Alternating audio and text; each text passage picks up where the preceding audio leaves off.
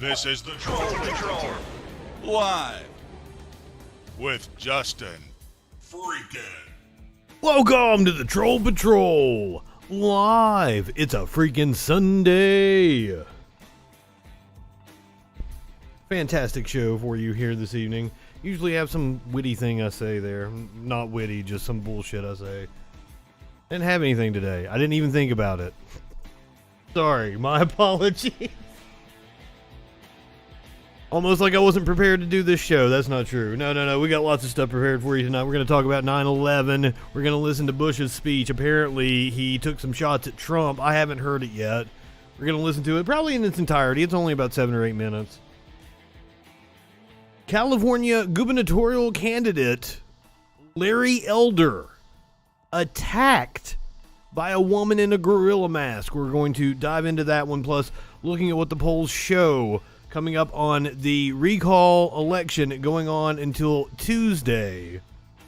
Voting currently underway. An entire police department has resigned. The entire fucking police department. I don't think it was the vaccine mandate. I don't think that's why they quit. I don't know the whole story, but we're going to get into that. A whole fucking police department resigned. The chief and everything. Plus, we're going to talk about the trans fighter that has made right-wingers' heads explode this weekend. How OnlyFans hurt sex workers, even though they reversed their policy. They totally hurt sex workers. Oh my God. Sir, ivermectin is not an effective treatment for COVID-19. It is a widely used horse dewormer. Yes, it can be used in humans, and it is used as an anti-parasitic in humans. Right-wingers are fucking morons. Do not take horse paste. Jesus Christ.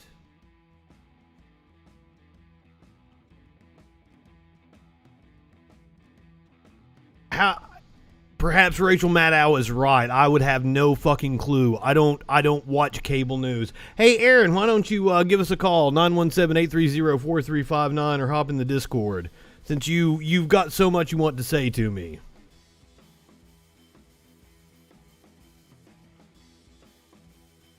Rolling Stone admitted they were wrong. What the fuck does that... Right-wingers are so goddamn dumb. Even Rolling Stone admitted they were wrong. What the fuck are you talking about? Are you talking about the story where... First of all, why do I need to defend Rolling Stone? What does that have anything to do with goddamn anything? But you're talking about the story where they quoted a doctor who is a doctor. Apparently he's affiliated with some group that contracts out to the hospital. The hospital issued a correction and said that he does not work with the hospital, and talked about the patients that they had treated. And Rolling Stone ran a correction, or an addendum, or whatever the fuck they called it. I even covered that story last week, because I like to be factual. I don't just spew fucking bullshit like an idiot.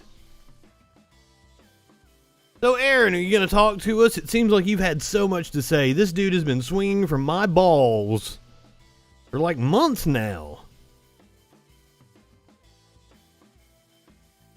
Are you going to give us a call? Are you going to hop in the Discord? You've got a lot to say, and I would like to hear from you, sir.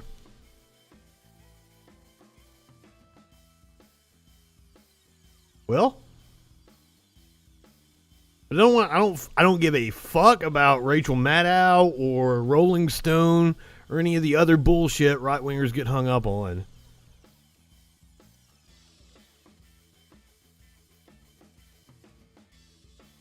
Well, Aaron, if not, I'm going to read the news. That's what we do here. I like to argue with dumb fucks, and that takes top priority. If a dumb fuck wants to argue with me, I want to have that argument. But until then, I read the news. So if you don't want to put your money where your mouth is and hop into the Discord, give me a call. We're going to read the news. Well,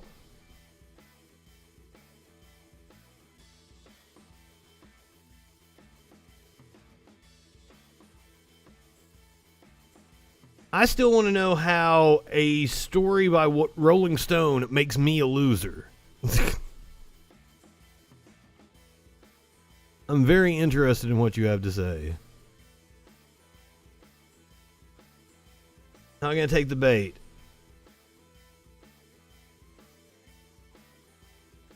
I'm sure you're sitting in a pickup truck somewhere looking exactly like one of these fucks. Ooh, I had a fun encounter earlier today. I'll show you the memes that got made from it. I was making fun of this dude. I still don't understand what the fuck his point was, but I was making fun of him. And, I called him a vape shop cashier, and he's like, no, I'm the assistant manager at the vape shop. So I made this meme of him. I don't care about your article. You're not allowed to post links in the comments anyway, so I don't give a shit about your article. I want you to debate me. Because you have a hard-on for me, I would like to... And you don't even have to debate me. Just let me ask you questions.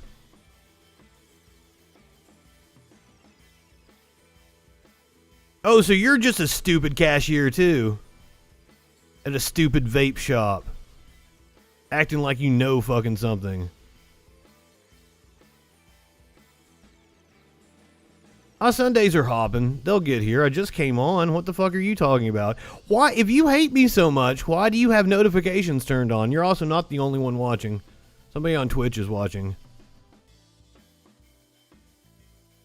Dude, I don't fucking care. Ivermectin has not been proven to do shit.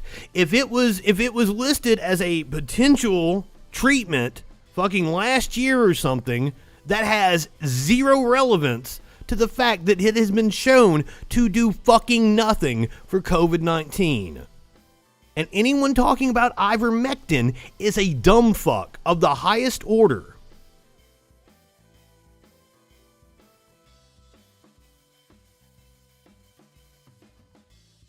People will be watching. Don't worry. Don't worry about that. Why are you so concerned with how many people are watching me? Which is hilarious, seeing as I have actual subscribers.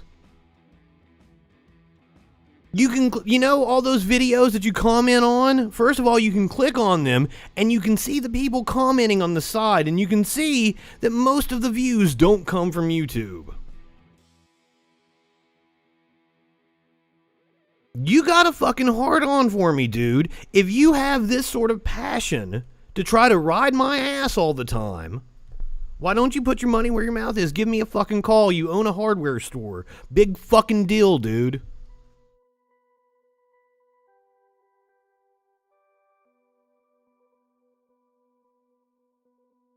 What's the headline of the article? Type that in the chat. I'll pull up the article. Let's do this. Let's look at how fucking stupid you are. This article is not going to say fucking anything. No, type the headline of the article in the chat. I want to look it up. I want to prove that you were a fucking moron. It's an NIH article. You own a fucking hardware store. How about when we need advice on hardware, we'll come to you?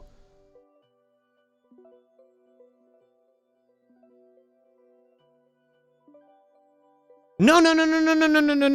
I absolutely want citations. I'm telling you that this NIH article, I already know what the fuck it says. It doesn't say what you think it says. It doesn't prove anything. All medical research shows that ivermectin is not effective as a treatment for COVID-19. Period. No. I told you, post the fucking headline of the article you're talking about. Go on. Post the headline. I'll Google it. We'll find the exact article you're talking about. Let's see it. Let's see it, dude. Come on. Post the fucking headline of the article. I don't want to fucking get in some pissing contest about the numbers of subscribers I have. I want to talk about policy and facts. So you think you have me dead to rights about this article? Post the goddamn title of it. Go on, bro. Let's see what you got.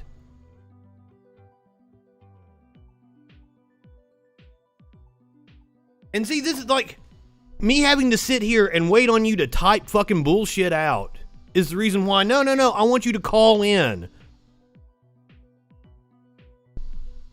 I don't have to fucking wait on some dumbass. Because nobody is going to just watch me sitting here.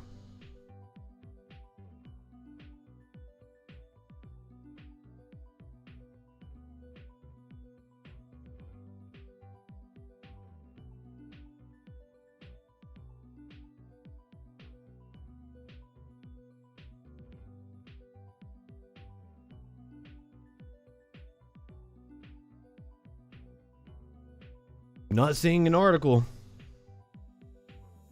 Oh, I see several articles that say, no, ivermectin cannot treat COVID-19.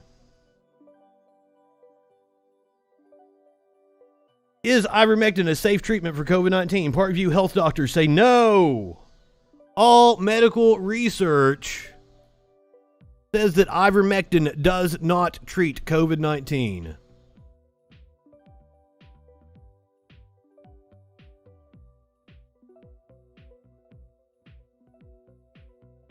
What's up, Cricks?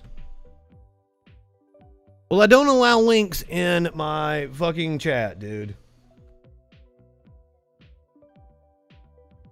And I do not see a fucking article. I Googled it. That's what is on the screen right now. And also, the NIH saying that it could have been a treatment months ago does not prove your position at all. God, you're such a fucking idiot.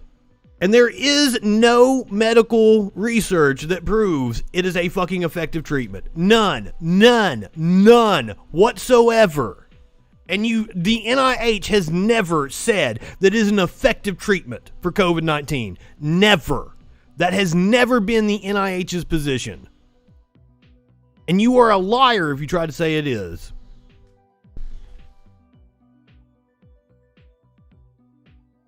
But you want to sound authoritative. That's why you're like, oh, it's the NIH, dude. No.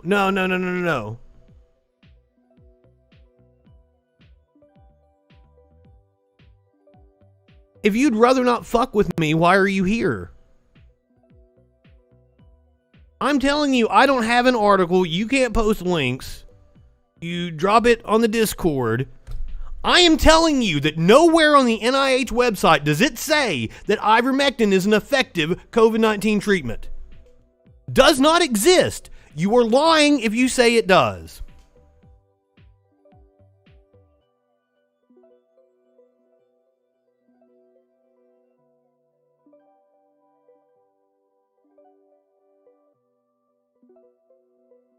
This is hilarious.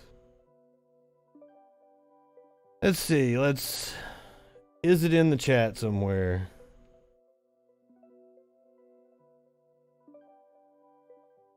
I wanna find the link. I don't see no fucking link.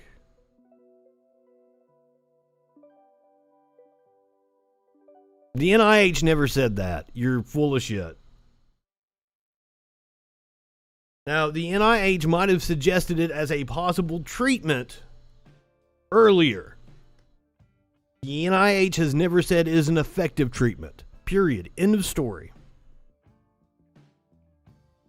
Anyone saying otherwise is a fucking moron, and I encourage you to eat horse paste.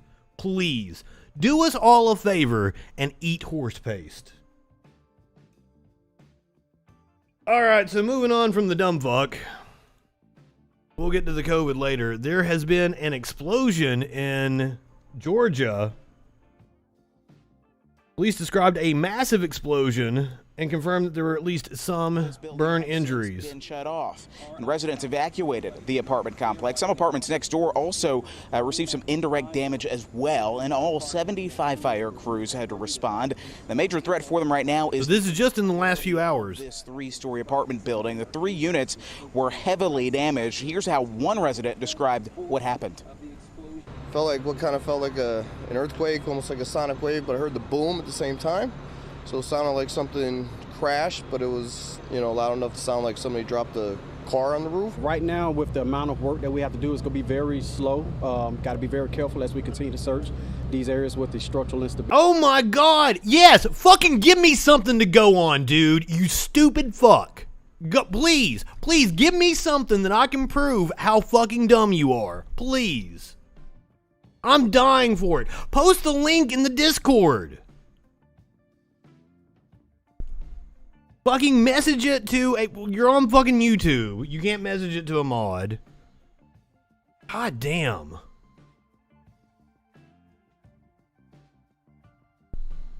(917-830-4359). Discord. Put it in the Discord.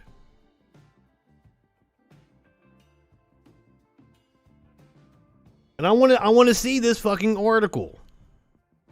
Because it doesn't say what you think it says. I promise you.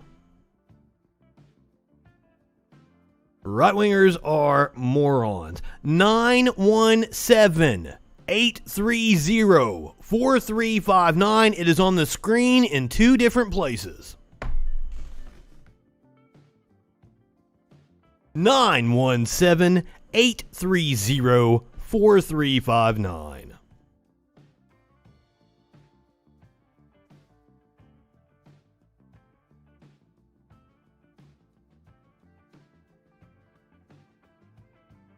(917-830-4359).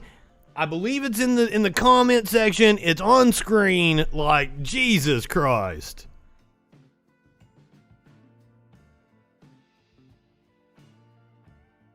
(917-830-4359). No, I don't want to ban him. I want to hear what he has to say. Apparently he's got information that says ivermectin is some wonder drug. And the NIH said it. But even though the NIH's official position is that it's useless, I'm going to assume they posted it as a potential treatment. And quote the link.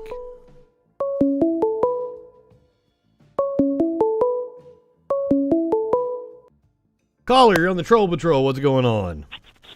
What's going on, bud? Yeah, it's the dude you've been talking to. All qualms aside, no shit talking, anything like that. You ready for me to quote you this article from the NIH website? Please. All right. 1 second. Let me pull it up here for you. Okay, now this is just so you know, it's through NIH antivirals. It's something through their site. I can't read the entire link.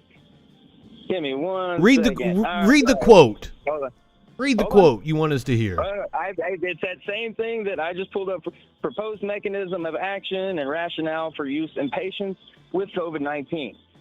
Reports from in vitro studies suggest that ivermectin acts by inhibiting the host's important alpha-beta-1 nuclear transport proteins, which are part of a key intracellular transport process that viruses hijack to enhance infection by suppressing the host's antiviral response. In addition, ivermectin docking may interfere with the attragment of several acute respiratory syndrome, coronavirus 2, SARS-CoV-2, spike protein to the human cell membrane. Ivermectin is thought to be a host-directed agent, which may be basis for its broad-spectrum activity in vitro against the viruses that cause dengue, Zika, HIV, and yellow fever. Yes, this yes, is on yes, their website, yes, dude. yes. You've been When saying was that article it doesn't published? work on- this is When not- was that no, article no, published? Let's be clear here. Let's not talk. It's in February 11th, 2021, last Yes, updated. yes. It was originally published in January of 2021. Now, what does this is the months ago. NIH say about the use of ivermectin for humans? Like I'm reading. You said What where you did are it say it? quoting is a petri dish study. This is something they did in the lab. They Okay. I don't know why you're Again, laughing. You're the one that's been vehemently denying they could ever even be used. No. That is not what I said. I copy and pasted that link. I copy and pasted the title. Hold on, the problem here is you don't know what you're reading. You don't understand the words you're reading. What I'm reading. Yes. I'm not going to say I'm a genius, dude. But You I'm don't not know an how to idiot. exactly. We should come to you for advice about hardware, not medical advice. You understand that, right? Hardware. I sell power tools, landscaping, home building supplies, a little bit more. So you know than jack shit hardware. about medicine, But then, and you know okay, jack what shit do we about come to you for? about What medical do you know research, shit about and you know anything? jack You're some shit fucking about bald evaluating dude with data. More than 3 viewers on YouTube at a time, and sitting there mocking Joe Rogan with his 100 million Yes. fucking subscribers, 200 million fucking subscribers. I don't Dude, even dude, care dude, for dude, the- dude, dude, dude, dude, dude, dude, dude. It is big tech censorship. Big tech is censoring me, dude. Why are you talking to me about the number of people watching me? Big tech is censoring me. Exactly what I've been trying to get you to read, and what did you do? Gave you context. Gave you context about what it actually means. You don't know what you're talking about. Yeah, and you're the seasoned virologist, right? No, I'm You're not. the Johns No, but I Hopkins know how to look at University sources and fucking evaluate expert them. on shit. And I also know what the study is referencing. 16 years in media. This is what has got 20. you arguing with some fucking rando 20. about something neither one of us is really qualified to argue about. I'm more qualified than you are. Absolutely. But when I read this, my reading comprehension is pretty good, and according to the National But no. Institute of Traumas, What was that study on? ivermectin. No. What was it done on? Are you going to SARS-CoV-2? When they did it in human trials, because what you're citing is something that happened. Viruses. What? Okay, that was the study you were citing was what showed that it could possibly treat COVID. After that, they did human trials and proved that it doesn't work. Right? I'm gonna get back to selling my fucking hardware. Do you understand that what you are citing is preliminary data that they're like, oh, this could possibly have an effect? Then they did human trials and proved that it doesn't work. It doesn't work. They did human trials and proved that it doesn't work. After what you're citing, do you understand how that works? Oh, he hung up on me. What a joke. Dude, everybody in the chat got what I was saying. You're not understanding that human trials took place after what you're citing, and it proved that ivermectin is not an effective treatment. So you pointing to that preliminary data and saying, oh, but it says it right here on the NIH's site. It proves how fucking dumb you are. It proves how fucking dumb you are. That is a logical fallacy known as cherry picking. Oh, but I read it from the NIH's website. You don't understand how to evaluate data. Give people advice on power tools. I encourage that. Stay out of the fucking politics. Stay out of the medical realm. You don't know what you're talking about. I wish people would have more self-awareness. That's all. That is the purpose of me and the media, is try to raise self-awareness in people. Understand your limitations. Understand your expertise. You are special, dude. Aaron, you are a special boy. I promise you. I'm sure you're incredibly good with your power tools. I'm sure you're very knowledgeable and your customer service is impeccable. But sir, you don't know jack shit about the medical field. And you have been taken in by propaganda, by people who are paid on the internet to feed people the bullshit they want to hear. Because actually, me not having followers is a sign that I don't give a shit. I'm up here speaking the truth no matter how many people follow me. Yes, I would have a much bigger audience if I was a right-wing fucking moron spewing nonsense.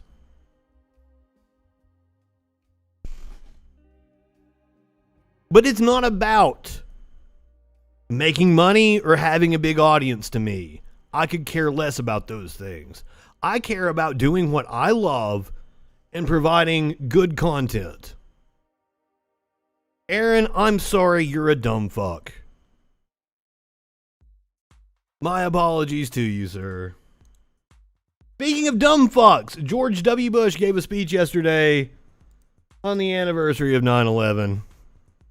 Great transition. 20 years ago, we all found in different ways, in different places, but all at the same moment, that our lives would be changed forever.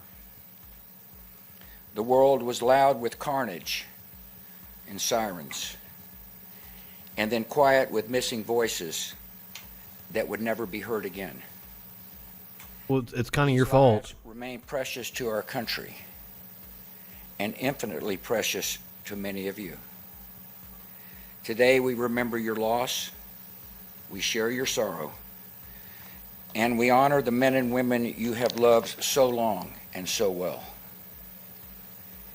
For those too young to recall that clear September day, I remember it vividly, sir. Stark raving, you just missed a dumb fuck. There was horror at the scale of destruction and awe at the bravery and kindness that rose to meet it. I am infinitely fascinated by the relationship between Bush and Cheney because they ended up really not liking each other by the end of the administration. There have been books written about it. Bush kind of feels like Cheney used it. I mean, Cheney absolutely did, so. He resented how unpopular he was, but I mean, we see how Republicans always get rehabilitated while Democrats are used as fucking fodder for the Republicans to run against. Somebody posted a fucking video of Hillary Clinton from 2015 the other day. It was like, aha, let's laugh at Hillary Clinton like she almost fell down or something. I'm like, this is wild. I bring up Trump, who is still very relevant in our politics, and people are all like, why are you talking about Trump? Meanwhile, the right continues to attack the Clintons, Obama, even Jimmy Carter. Cheney used Bush like an old mitt. I highly recommend looking into that. Really, I don't have a good book off the top of my head to recommend about it. But like, it was very fraught by the end of the administration. Shock at the audacity of evil and gratitude for the heroism and decency that opposed it. In the sacrifice of the first responders, in the mutual aid of strangers, in the solidarity... Oh, DK's a dumb fuck. He doesn't know what he's talking about. The actions of an enemy revealed the spirit of a people, and we were proud of our wounded nation. In these memories, the passengers and crew of Flight 93 must always have an honored place. Here, the intended targets... No, she was senator. ...instruments of rescue. Thank you, Jones. You're right. No right to tell anybody about opposing evil. To the defiance displayed in the skies. And there was a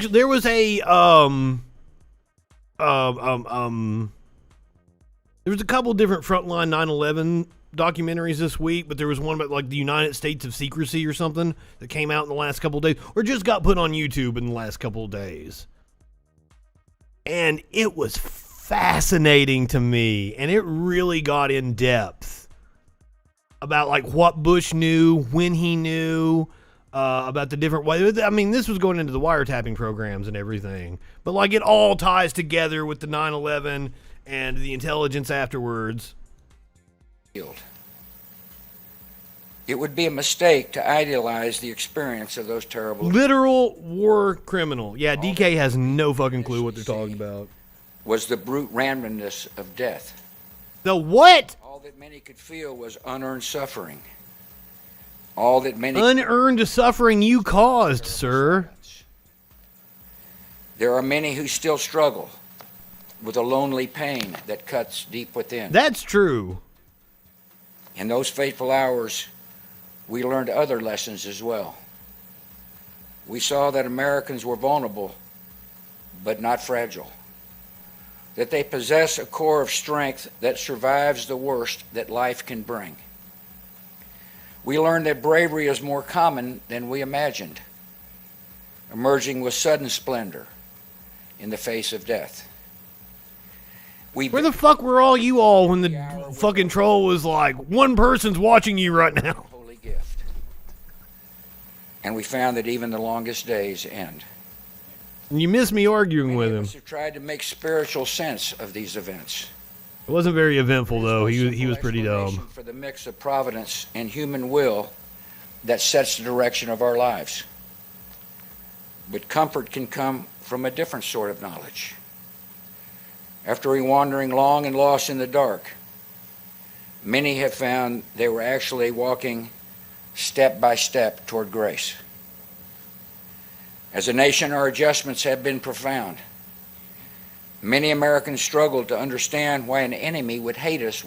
I remember listening to this dude and was thinking, this is about as dumb as it could possibly get. But man, do the Republicans ever outdo themselves. Each successive president. Such zeal. The security measures incorporated into our lives are both sources of comfort and reminders of our vulnerability. And fucking controversial to this day. You've been your administration wiretapped Americans. But from violence that gathers within. Yeah, I understand. Overlap between violent extremists abroad and violent extremists at home. But in their disdainful pluralism, in their disregard for human life, in their determination to defile national symbols, they are children of the same foul spirit. I remember when was it the Attorney General? I think it was John Ashcroft, the Attorney General, fucking covered up the boob of the Justice statue at the Department of Justice. Like, Lady Justice. Covered up her boob. Talking about covering up national symbols, or whatever the fuck he said. National symbols. How do you say it again? But in their disdainful pluralism, in their disregard for human life, in their determination to defile national symbols. Disregard for human life, determination to defile national symbols. That's you! That is you, George W. Bush. They are children of the same foul spirit, and it is our continuing duty to confront them. After 9/11, millions of brave Americans stepped forward and volunteered to serve in the armed forces. The military measures... Hey, I'm all about fucking keep Trump in the spotlight. I want Trump to talk about 2024 and being as involved in elections as possible. Because it's good for the Democrats. So, thank you, Mum and Ryder. I agree. Keep that enthusiasm for the child rapist. I want you to do that. Keep that all the way through 2024. Be sure you're yelling and sounding as crazy as you can to all your friends about how wonderful Daddy Trump is. Please, you are doing me a favor. Last 20 years to pursue dangers at their source have led to debate. But one thing... Doing a heck of a job, Bushy. I made that joke several times on 9/11. I don't think anybody ever got it. When Katrina happened, there was a a dude by the name of Michael Brown was the head of FEMA, and like he was just like Bush's buddy or some shit like that. He was connected to somebody in the administration, and they had appointed him to FEMA. And right before he had to resign in disgrace, Bush was like out there like they were on rubble or something. He's like, "You're doing a heck of a job, Brownie." So that's the way I feel about you, Bush. You're doing a heck of a job, Bushy. Certain. We owe an assurance to all who have fought our nation's most recent battles. Trump is the man. Let me speak directly. Trump isn't even, I don't even know if you can classify Trump as a man. Holy fuck, have you seen that dude? I don't think he has a penis. He's definitely overcompensating. Yes, I loved That's My Bush. It was a Matt and Trey show. They had to take it off, like, you know, after 9/11, because you can't be mocking the president in wartime. Fuck that shit. That show was brilliant. The cause you pursued at the call of duty is the noblest American. Oh my God, I like how you say Trump is a pedo. You want me to show you why Trump is a pedo, son? I know you've seen a lot of doctored videos now, and I'm not saying that fucking Biden didn't get handsy with some kids now. Biden's gotten handsy with a lot of people, but who fucking cares? He's not been accused of fucking raping kids, but Trump has. Always love rubbing right-wingers' face in this. Thank you for giving me the opportunity. I never don't take the opportunity to bring up Donald Trump and Jeffrey Epstein's rape lawsuit. Where a 13-year-old girl accused Donald Trump of rape. Trump supporters like yourself fucking threatened her and got her to drop the suit after it was filed multiple times.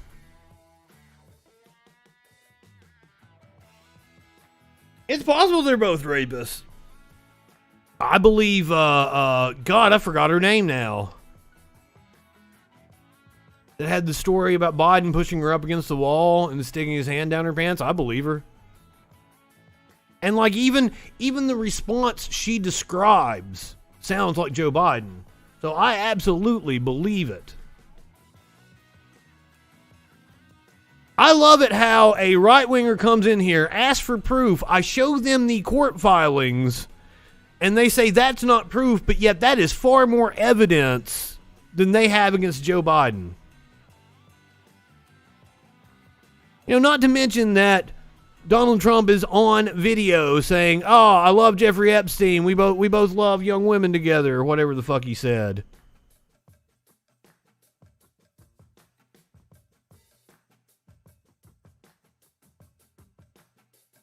Maman, you want to call in? 917-830-4359.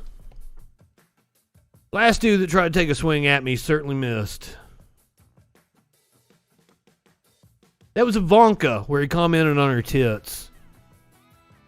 I don't think he ever took an interest in Tiffany, to be honest with you.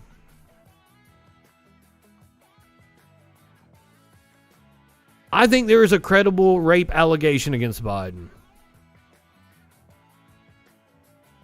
That is my position.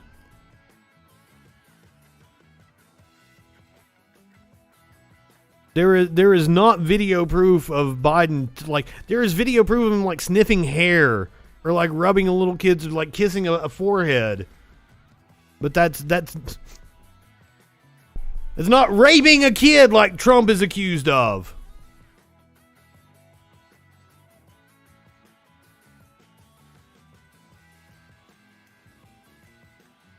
So I don't know. I can't have a conversation with somebody that like can't even acknowledge reality, and comes in here and has these wild accusations. They want me to take at face value, and then won't acknowledge court documents. Yeah, you should call in 917-830-4359, or you can hop in the Discord. We would love to hear from you.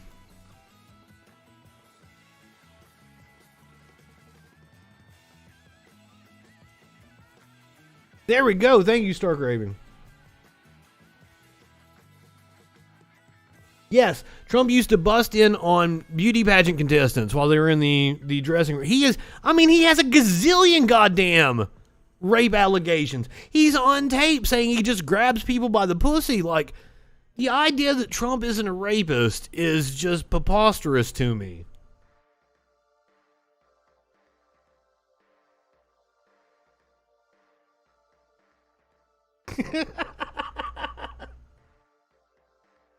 I mean, I don't want to make fun of somebody for incontinence. Yeah, incontinence. I mean, he can't help that. I wouldn't make fun of his looks if he didn't think he was like the best looking thing ever. Dumb fuck.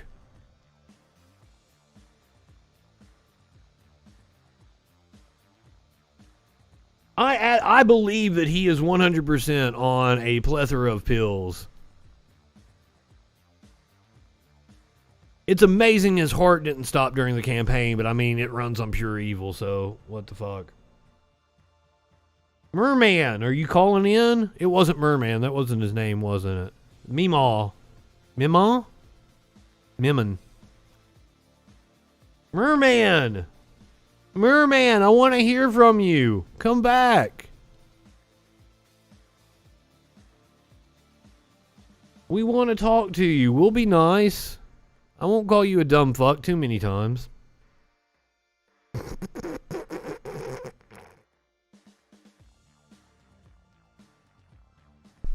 Oh, that's the way it is with all these right-wingers. Guess we'll go back to George W.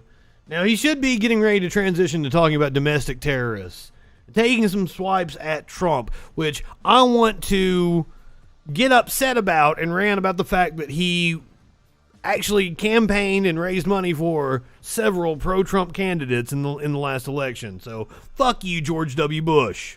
America has to offer. You have shielded your fellow citizens from danger. You have defended the beliefs of your country and advanced the rights of the downtrodden. You have been the face of hope and mercy in dark places. You have been a force for good in the world. Nothing that has followed. Well, fuck Ellen for numerous reasons. Tarnish your honor or diminish your accomplishments. To you and to the honored dead. But yes, that too, helping to rehabilitate Bush's image.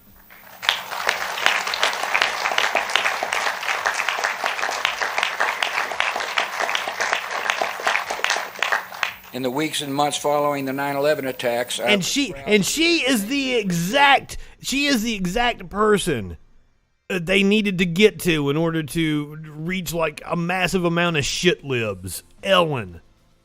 In daytime TV. He still paints, I'm pretty sure. I think I saw something he did just the other day. Fucking piece of shit. United people.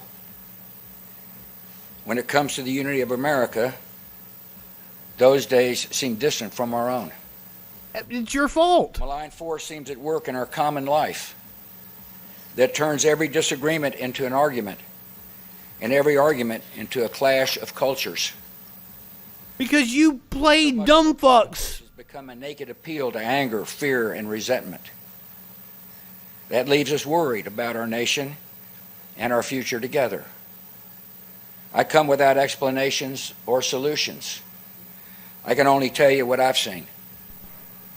On America's day of trial and grief.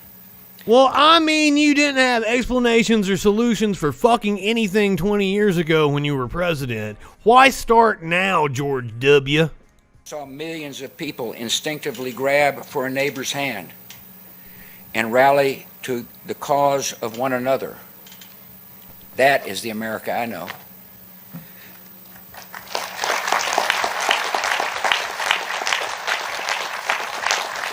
But then you harnessed that sentiment to lie us into war so your buddies could get rich. And you harnessed the power of your dumb fuck followers because you specifically played on gay marriage in the 2004 election. I remember it. I was in Ohio. I had so many fucking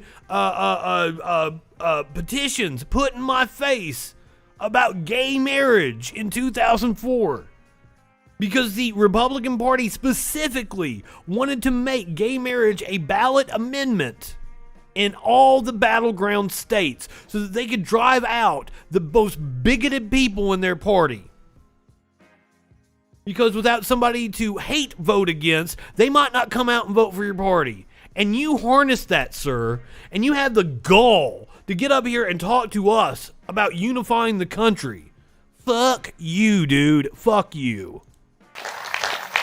At a time when religious bigotry might have flowed freely, I saw Americans reject prejudice and embrace people of Muslim faith. I lived through 9/11, dude. That didn't happen. We saw a rise in Muslim hate crimes. Like within days of 9/11, they killed a fucking Sikh dude. A Sikh, not even a Muslim dude. They killed a Sikh. It was like a fucking convenience store owner in Texas or some shit. I don't remember exactly where it was. Holy fuck. No. We passed multiple bills through Congress about Muslim bigotry. You piece of shit. That is the nation I know.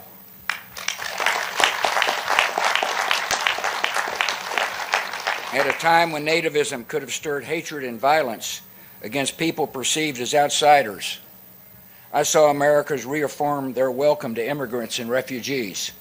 That is the No, it was your party that did the opposite of that.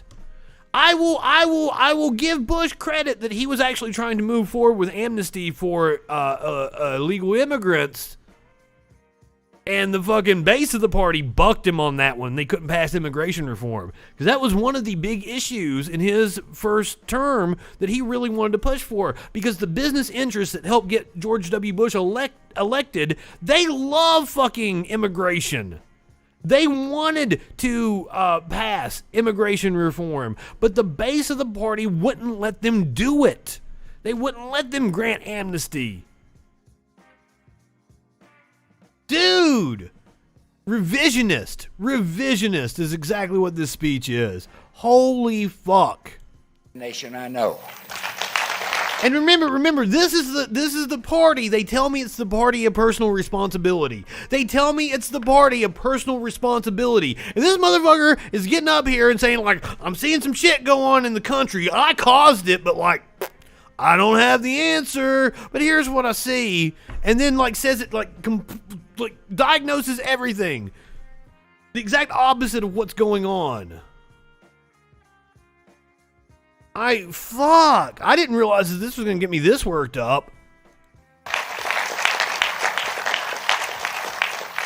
At a time when some viewed the rising generation as individualistic and decadent, I saw young people embrace. Yeah, that is exactly how I would describe baby boomers. Your generation. Embrace an ethic of service and rise to selfless action. That is the nation I know. This is not mere nostalgia. No, it's just fantasy. It is what we have been and what we can be again. 20 years ago, terrorists chose a random group of Americans on a routine flight to be collateral damage in a spectacular act of terror. The 33 passengers and 7 crew of Flight 93 could have been any group of citizens selected by fate. In a sense, they stood in for us all. Well, I mean, if you had done your job when you received a briefing that said Bin Laden determined to attack inside the U.S., what was it, March the 9th, March the 7th? Somewhere along the... You were on vacation, remember? You were on vacation at Camp David. No, you were on the Texas Ranch at that time. You weren't at Camp David. You were on vacation at your ranch when you received a memo that said Bin Laden determined to attack inside the U.S. No, I did not. We'll have to go check that out. Terrorists soon discovered that a random group of Americans... The Texas AG was indicted 5 years ago and still hasn't faced charges. Facing an impossible circumstance. They comforted their loved ones by phone, braced each other for action, and defeated the designs of evil. These Americans were brave, strong, and united in ways that shocked the terrorists, but should not surprise any of us. This is the nation we know.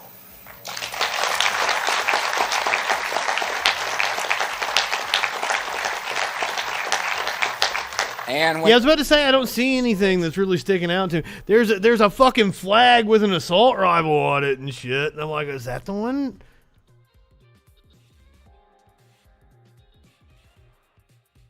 See what we got.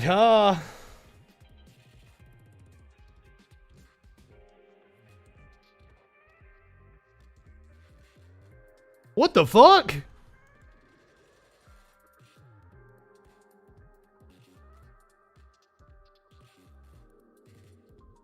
What the?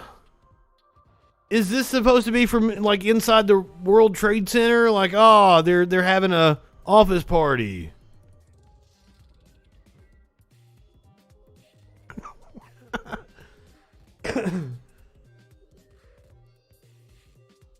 RB, welcome. That's a great meme. Oh, I wish I had this on the Freak Show the other night.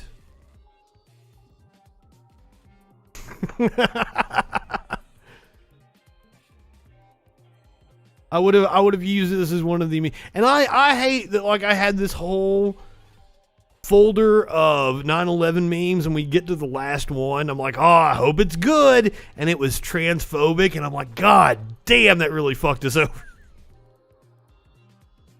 Go back, watch the last hour of the Friday Night Freak Show from Friday. I don't remember if you were in here or not, but if you didn't get a chance to watch it, we ranked 9/11 memes on a scale of 0 to never forget.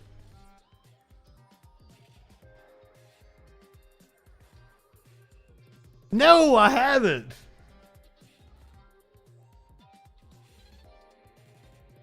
You pop that shit in my Discord if you want me to see shit.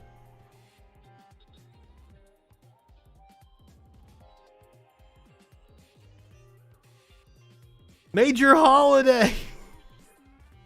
Well, thank you. We ended up with a Sparkle produced meme for the end. She is convinced that Kris Jenner did 9/11. And this was the meme that she came up with.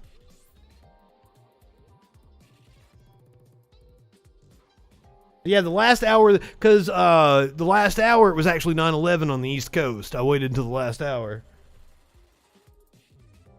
And we did our memes.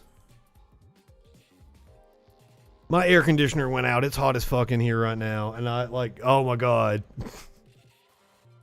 Really fucking with me. It's 76 degrees outside. It shouldn't feel this bad. 9/11 and the Saudi connection. Now, we're getting ready to look at the documents, which apparently don't show a connection between the Saudis and 9/11 yet. We've got the first batch of releases that Biden ordered to be declassified.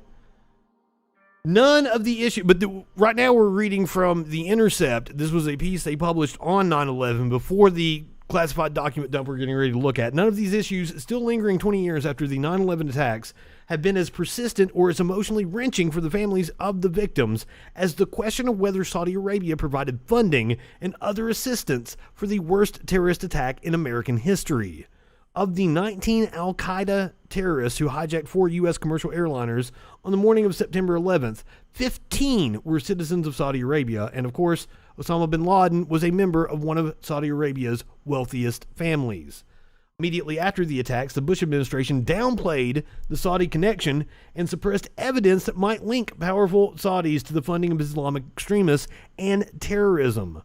The Bush White House didn't want to upset its relationship with one of the world's largest oil-producing nations, which was also an American ally with enormous political influence in Washington. Way too much influence, if you ask me. And much of what the FBI discovered about possible Saudi links to the attacks remains secret even today. Many U.S. officials have insisted over the last 2 decades that the American government is not really hiding any conclusive evidence of Saudi involvement, and it is quite possible that successive presidents, along with the intelligence community, have closed ranks simply to avoid revealing classified information. And it's plausible that officials want to avoid exposing details that might be politically embarrassing for both Washington and the Saudis, yet don't prove that the Saudi royal family, the Saudi government, or other powerful Saudi individuals played any role in providing funding or assistance for the September 11th attacks. But the refusal to be open and transparent about such a fundamental issue has fed suspicions.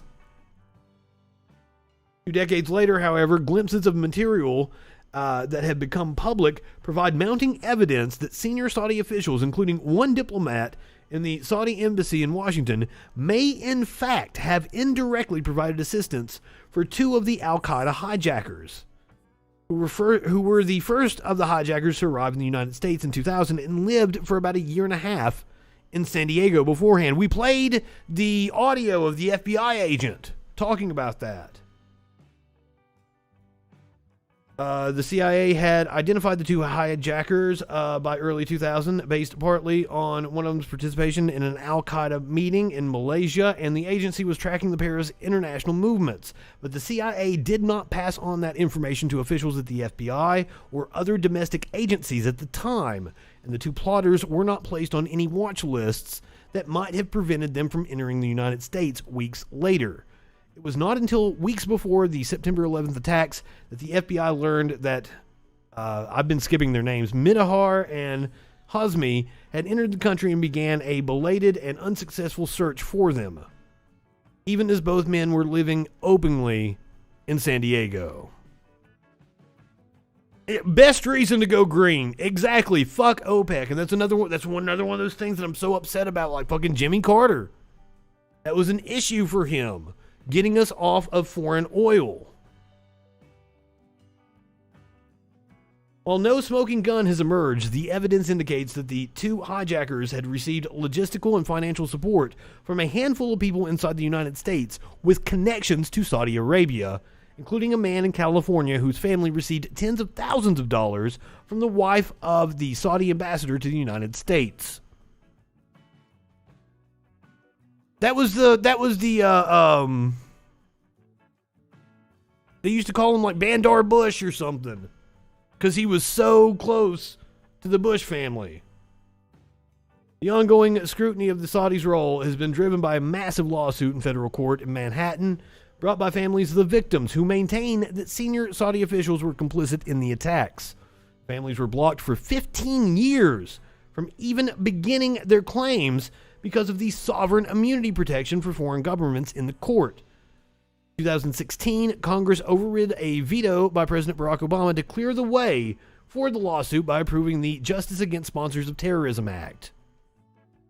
Lawyers for the families have now collected some 11,000 still secret pages of internal documents from the U.S. government and have deposed numerous Saudi witnesses to determine what they knew of the hijackers' plot, bolstering what they say is a trail of connections leading back to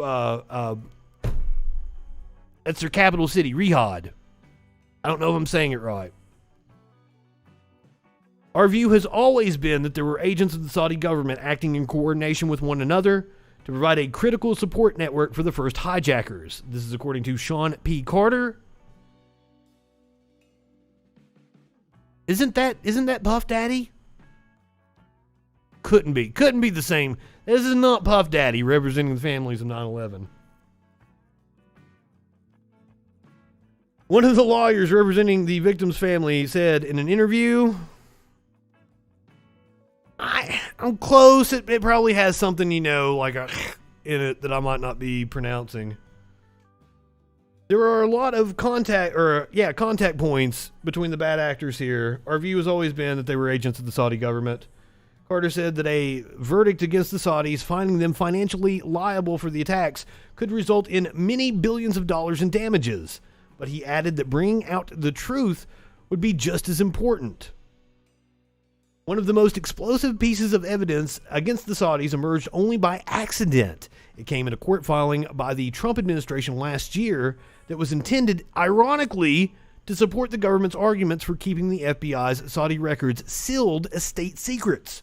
The Justice Department's public filing, first reported by Yahoo News, redacted numerous sections of national security grounds, but inadvertently disclosed the name of a former official in the Saudi embassy in Washington, Musad Ahmed Al-Jarrah, who worked as a senior diplomat until about 2000 under Prince Bandar bin Sultan, who was then the long-serving Saudi ambassador to the United States.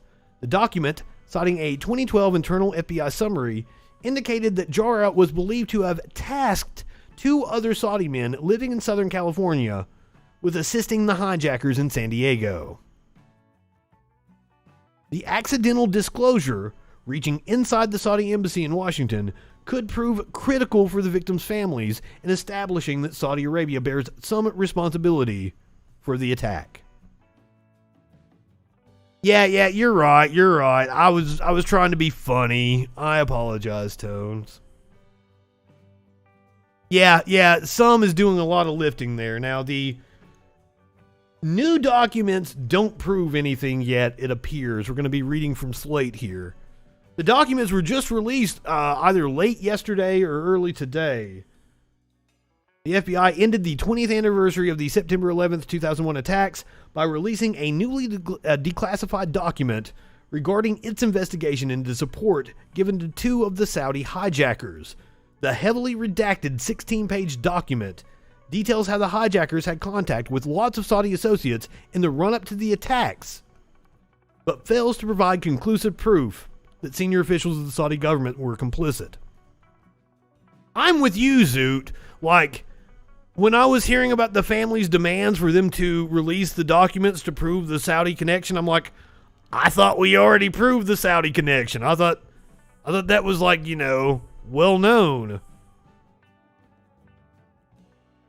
The heavily redacted 16-page document details how the... I just read that. The document, which was released late on Saturday, is the first record disclosed by the FBI since President Joe Biden issued an executive order calling for the declassification of documents related to the attacks.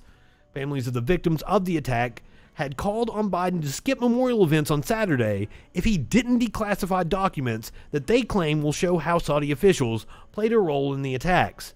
Biden has called on the Justice Department and other federal agencies to release declassified documents of the attacks over the next 6 months. So I guess they got to do some scrubbing or some deleting or some shredding. Now, originally, former President Trump was not scheduled to make any of the events. I'm sure we all saw the pictures. The Clintons, Obama, Biden, they were all at the Ground Zero Memorial. Joe Biden. The right made a big deal about Joe Biden leaving one of the ceremonies, but the reason why he left was he was at 3 different ceremonies in 3 different states. But the right will take any kernel of truth. Now, once again, I'm no fan of Joe Biden, but I like to be factual. If you're going to criticize the motherfucker, criticize him over something he deserves to be criticized about. Oh, we're going to get to that. I got a clip of Ron DeSantis.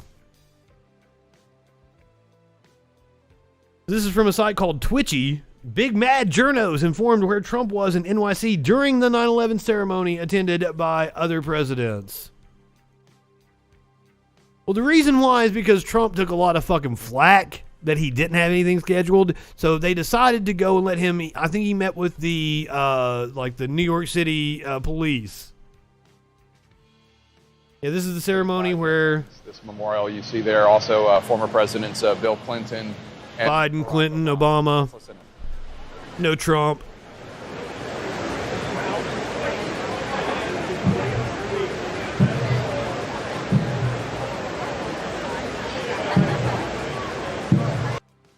Meanwhile, Trump was down the road.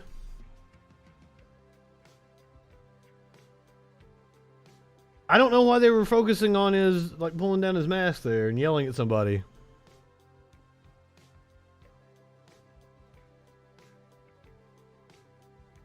So here is Trump entering the New York City Fire Department, it looks like. Bravest people. And right next door, and you know you love each other, because I know the blue. We love the blue. I'll say it loud. You know you're not supposed to say that. We love the blue. I don't know. I fucking Vitor Belfort won. Like, did Trump actually do commentary on the fight? Like, I don't know anything. Apparently, Anderson Silva fought Tito Ortiz. I didn't even know that was happening, and then Anderson Silva knocked him the fuck out. Oh, wow, really?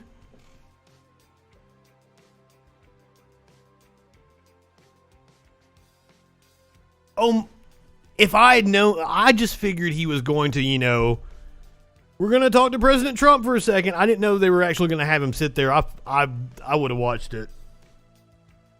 I bet it was a fucking train wreck. I don't know what combat sports are turning into right now. They're like a 3-ring circus. And Oscar De La Hoya got the COVID and had to pull out. Like, it's just, the whole thing just made my head explode.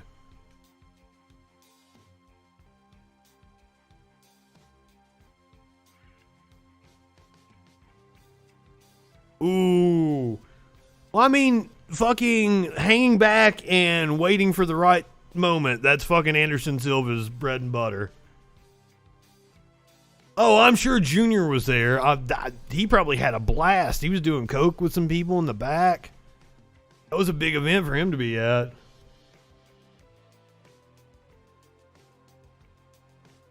I love that Trump spent September 11th with the blue-collar men and women that were the real heroes. Biden was with a ceremony with the elite ruling class. Biden was with the families.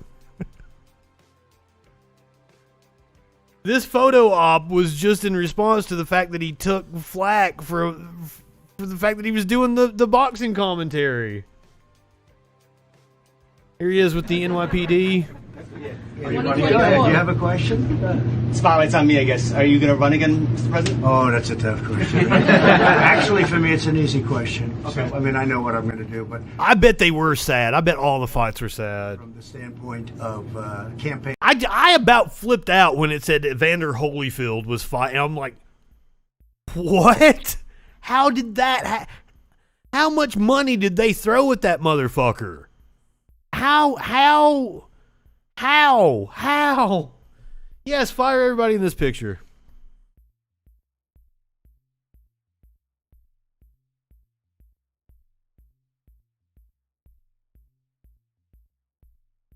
Yeah, just right wingers sucking Trump's dick for something that he probably didn't even want to do. He would have rather been like at the green room of the fight. Hey, do stick around. We've got a story about a bunch of cops quitting. You're gonna love it. Whole fucking department quit.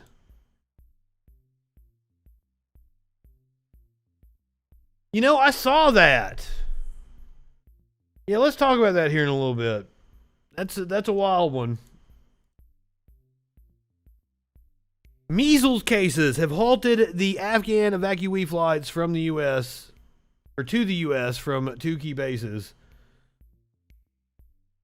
The U.S. has halted all U.S.-bound flights of Afghanistan evacuees from 2 main bases overseas after discovering a limited measles outbreak among Afghans arriving in the United States. A hitch that American officials warned will have a severe impact on an often troubled U.S.-run evacuation. I don't know. I've seen some people say that the evacuation was well done, that you probably couldn't have done it any better than that. I've seen other people claim it was a complete disaster. The truth is probably somewhere in the middle. I don't fucking know. Like the military dude that called in the other day was like talking about, well, they were supposed to have 300,000 troops here and 30,000 blah, blah, blah, pull down to this. I'm like, dude, you're describing like the military botched it, is what you're saying. The civilian leadership is just giving you orders, and that's their job. Not your job to question it. It's your job to carry it out, and you're saying that the military did a shit job. But in their defense, like, there isn't much you could do. Like, I hate to put too much blame on the military for our 20-year fucking quagmire because there was no objective There was no military objective that they could achieve. There was no way that they could win. There was nothing that they could do other than fucking try to hold the country. So like it's not the rank and file troops' fault, though. I think it's their fault for not deserting, leaving the fucking shit and saying, no point in this. It would be better for me to desert than it would to continue to help this U.S. imperialism. That's my only gripe with the actual rank and file soldiers. And also, I feel sorry that you seem susceptible to propaganda, probably because you want to believe that you actually fought for something. I understand that. But I need you to come into reality. U.S. military service is not honorable. And I can respect you as a person and not denigrate your service if you're able to accept reality. Probably not talking to anybody in the chat, but just, had a troll from the military the other day.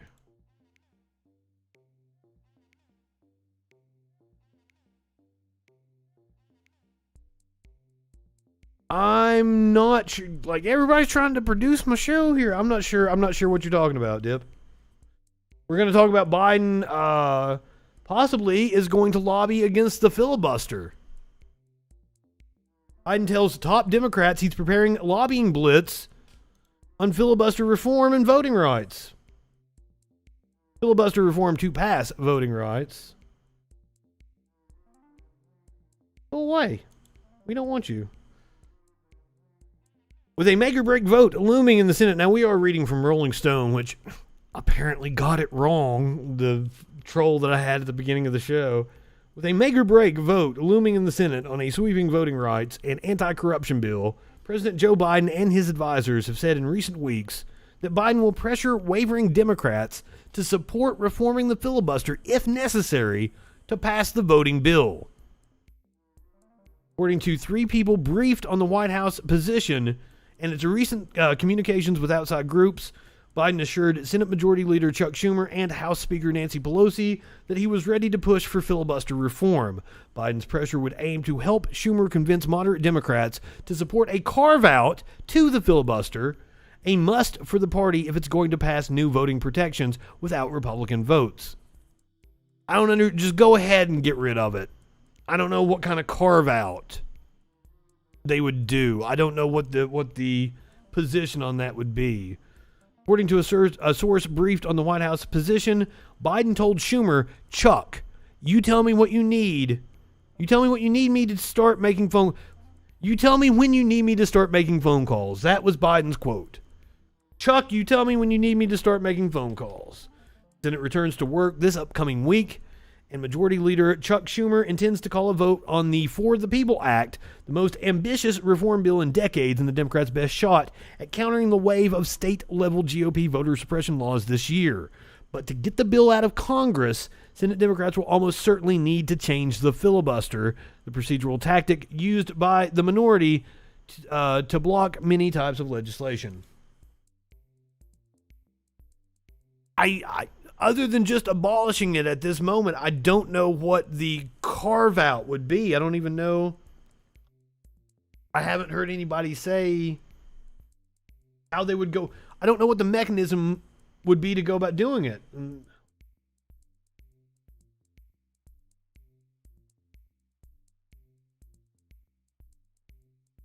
I'm not seeing Rolling Stone go into the minutia on how they what the details of the carve-out would be.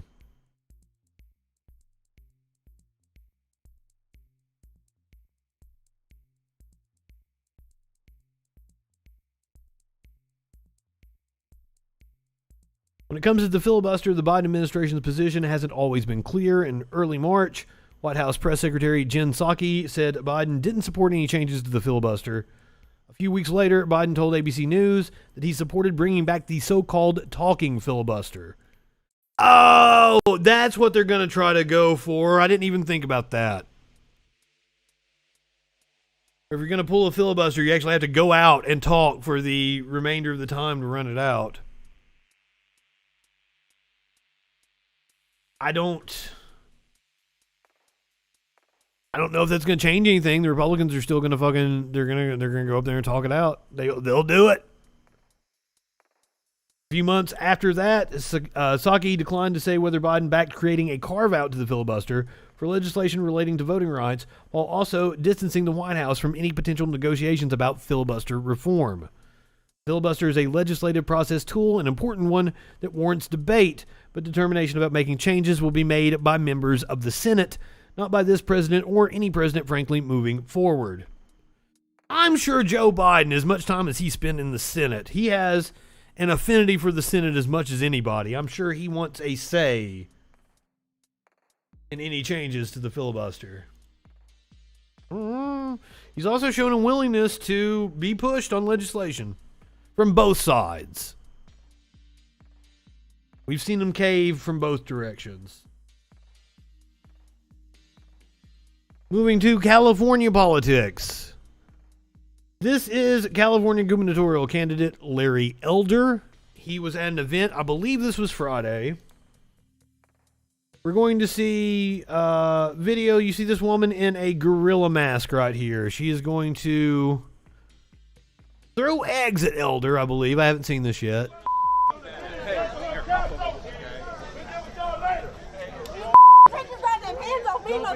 Touch me again! Don't touch me again! Don't touch her,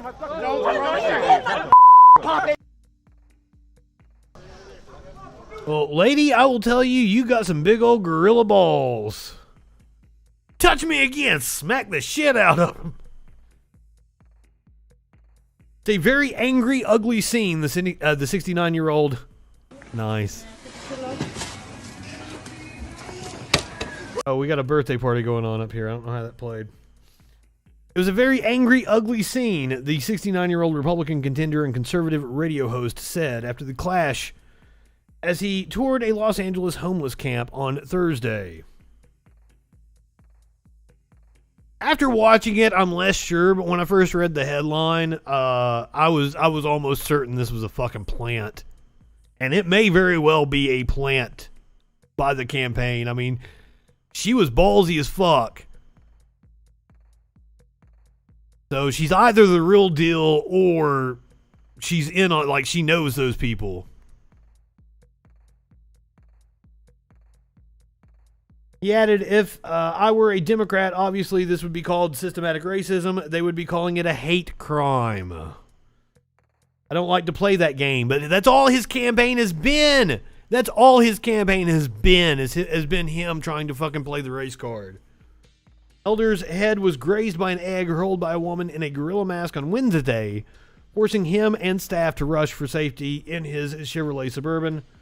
Elder's tour around the Venice boardwalk lasted a measly 12 minutes as he began pacing along the 3rd Avenue before being confronted by the woman on the bike and her pals, who also chewed out Elder's associates. One of the pals identified himself as a Marine and came nose to nose with the Elder staffer. So yeah, they have been talking about the hypocrisy coming from the right. I mean, I don't condone any fucking attacks on anybody, or especially, like, I understand the gorilla mask reference. Now, at my college campus a couple of years ago, they actually prosecuted a guy wearing a gorilla mask for, like, a hate crime. And the thing about that is it's a little different, was that dude had bananas that he was, like, hanging a noose around, and had a noose that he was fucking putting in people's faces and shit. A gorilla mask in and of itself is not necessarily racist. And it had pink hair. It could just be like the woman likes that mask and it was very coincidental. It's just eggs. It's just fucking... We need to go back to the time of throwing eggs and fruit at politicians. It was a much better time. Does it show anything else? Like, do we actually need to watch it?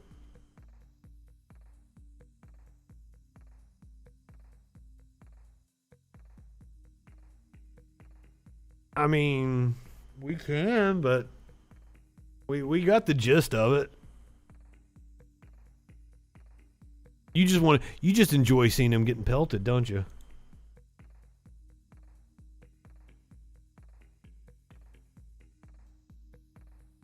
Okay, I can understand that.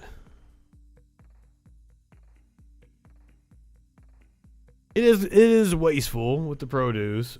But that's why you throw rotten fruit. That's why you throw rotten fruit.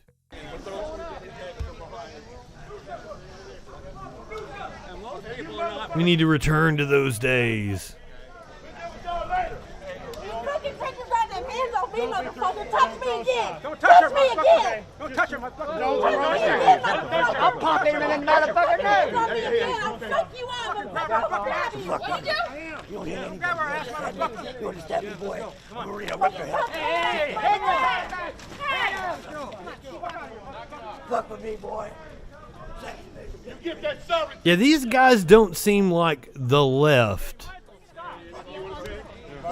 Just saying, like I could believe the woman in the gorilla mask with the pink hair.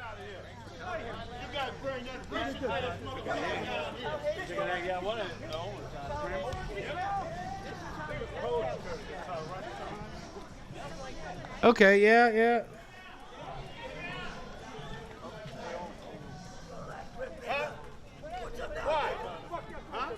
I don't understand that. Here's a man that don't even like his own fucking people and running for governor. For what? He has 1 year to do if he even wins. He can't do shit. He wouldn't be able to get nothing done, so why is he running? Democrats control everything. He couldn't get nothing done. Democrats should control everything is kind of... That sounds like what a Republican operative would say. That line is... He said Democrats should control everything, didn't he? Control everything. He wouldn't be able to get nothing done, so why is he running? Democrats control everything. He couldn't get nothing done. Be able to get nothing done, so why is he running? Democrats control everything. He couldn't get nothing. It might have been a stutter. You might be right. Possibly. I'm just like, if you're coming out saying Democrats should control everything, that sounds like a Republican operative. But I see what you're saying. He just kind of like his words. I do it all the time. Now Newsom is. We did the video with Steve Kornacki last week, which shows the same thing that this other poll shows. New poll finds Newsom could easily beat recall thanks to motivated Democrats. Momentum has turned strongly against the effort to recall Governor Gavin Newsom with just days to go before voting ends, a change that comes after a deluge of political ads and support from leading Democrats who have slammed the effort as a Republican power grab. According to a UC Berkeley Institute of Government Studies poll, co-sponsored by the Los Angeles Times, released on Friday, 61% of likely voters surveyed oppose recalling Newsom, compared with 38.5% in favor. So, need to get over the 50% in order to recall him. Doesn't look like it's going to happen. The findings, which were gathered by pollsters between August 30th and September 6th, align with the results from a batch of recent independent polls, all of which showed a decisive advantage for Newsom as the September 14th recall approaches. Cops tossed your hat. What?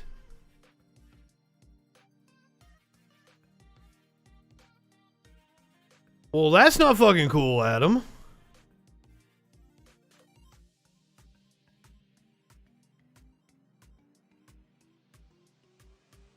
Are you singing You Too to me?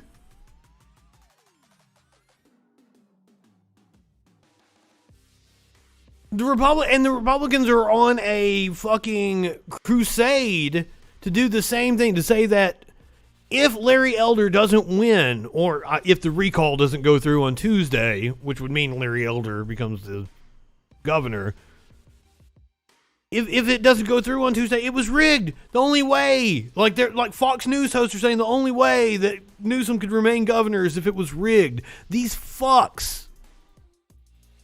The same shit. ACAB indeed. We're going to get to that. But first, most Republicans want Trump as the GOP's leader, but are divided about whether he'd help them retake the White House. Spoiler alert, he would not. Most Republicans want former President Donald Trump to remain their party's leader, according to a new CNN poll conducted by SSRS. CNN trying to play us an ad here. You and your damn corporate media. But differing views about Trump's role in the party and his strength as a future presidential nominee highlights divides within the GOP. Republicans and Republican-leaning independents say 63 to 37% that Trump should be the leader of the Republican Party. 63 to 37%. But they are about evenly split over whether having the defeated former president back on the ticket in 2024 would be an advantage. 51% say that Republicans have a better chance of retaking the presidency if Trump is the nominee, with 49% saying the party would be better off with a different nominee.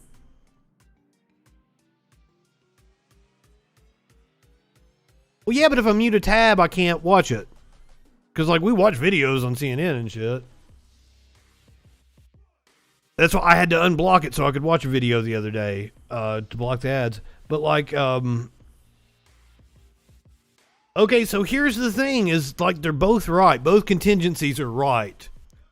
The party itself would be better off with another nominee. However, their best shot at retaking the White House in 2024 is with Trump on the ticket. Both of those things are true.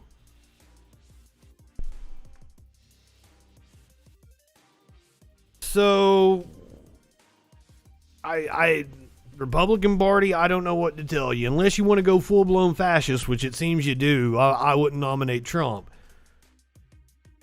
But it seems like you do, so go ahead and nominate Trump. Hopefully you get beat.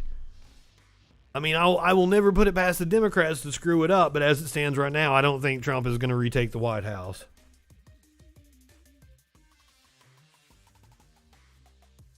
Chris Christie. He is in the 49% that thinks that the party would be better off without Trump. He made some remarks. Might have to watch an ad before it.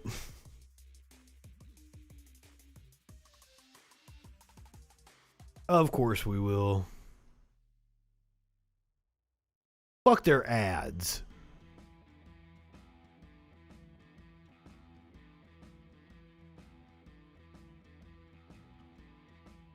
Jersey, Chris Christie, spoke at the Reagan Library. This is part of what he had to say about the GOP. We need to face the realities of the 2020 election and learn, not hide from them. We need to renounce the conspiracy theorists and the truth deniers, the ones who know better and the ones who are just plain nuts. We need to give our supporters. You're one of the ones that know better, sir, and you worked in the Trump administration. He almost did. He had the COVID. Facts that will help them put all those fantasies to rest, so everyone can focus. I think people like Chris Christie do know. I think the smart ones do know, and they're walking a tightrope act right now. They are killing off their own fucking supporters, while also having to play to the crazy because that's the only people that will vote for them. Our minds on the issues that really matter. We need to quit wasting our time, our energy, and our credibility on claims that won't ever convince anyone of anything. So clearly, he's thinking about 2020. Not high enough for this shit. Is it that he's coming out and saying the GOP has to renounce conspiracy theories? I won't be high enough for this shit until I'm as high as Chris Christie's cholesterol. I would be standing up and cheering if I didn't know the person saying that. The reality is Chris Christie was a strong backer of Donald Trump. You know, I believe he was backing him in the 2020 election after Lafayette Square, after all the COVID hoaxes. And so, I mean, it falls a little flat. And at the Reagan you know, Library, I like mean, it's not like he's going to a I mean, Trump rally saying that. He's at the Reagan Library saying it. The message isn't the problem. The messenger is. Oh, God, you're right. Rationing care would indeed give preferential treatment to the unvaxxed. Fuck you, CNN. I really hate your website.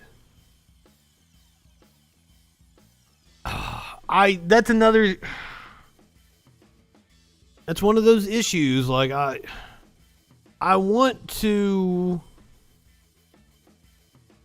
stand by the doctors that are starting to be like, yeah, we're not going to treat the unvaxxed.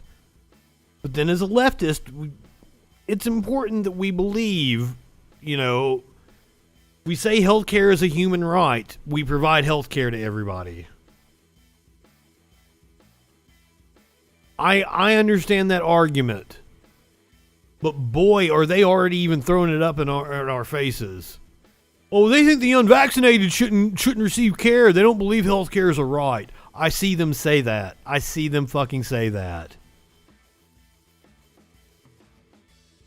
I understand the merits of the argument, though, because, like, it's the unvaccinated are putting these healthcare workers at risk. Other workers at the hospital, they're putting other people at risk because they're clogging up the hospital. People that are having heart attacks or that are driving. I understand the punitive nature. Just let them die. I understand that reaction, but we as leftists, we have to be consistent in our beliefs.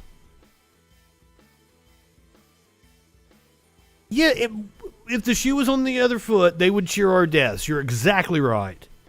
But we're better than them. That's the point. We are not them.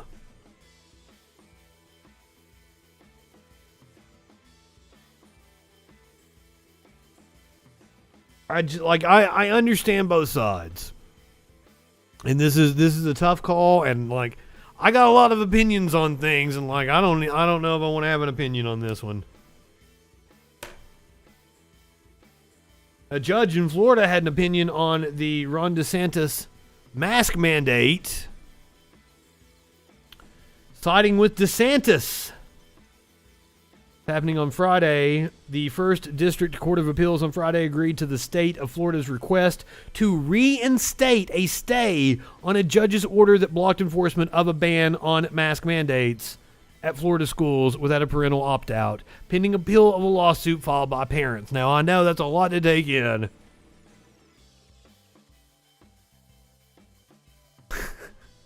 DeSantis and the legislator in Florida passed a mask mandate, not a mask mandate, a no mask mandate unless it has an opt-out rule. A judge blocked it. An appeals court judge has lifted that stay from where a lower court judge blocked it. That means that the Department of Education can continue to withhold funds for school board officials and superintendents who approve mandates in defiance of an executive order that... it wasn't even the legislator. I'm sorry. In defiance of an executive order that requires parents to be able to opt their children out. The decision comes 2 days after Judge John Cooper of Florida's Second Judicial Circuit once again blocked the state's ban on strict mask mandates in schools, lifting a stay that blocked his original ruling.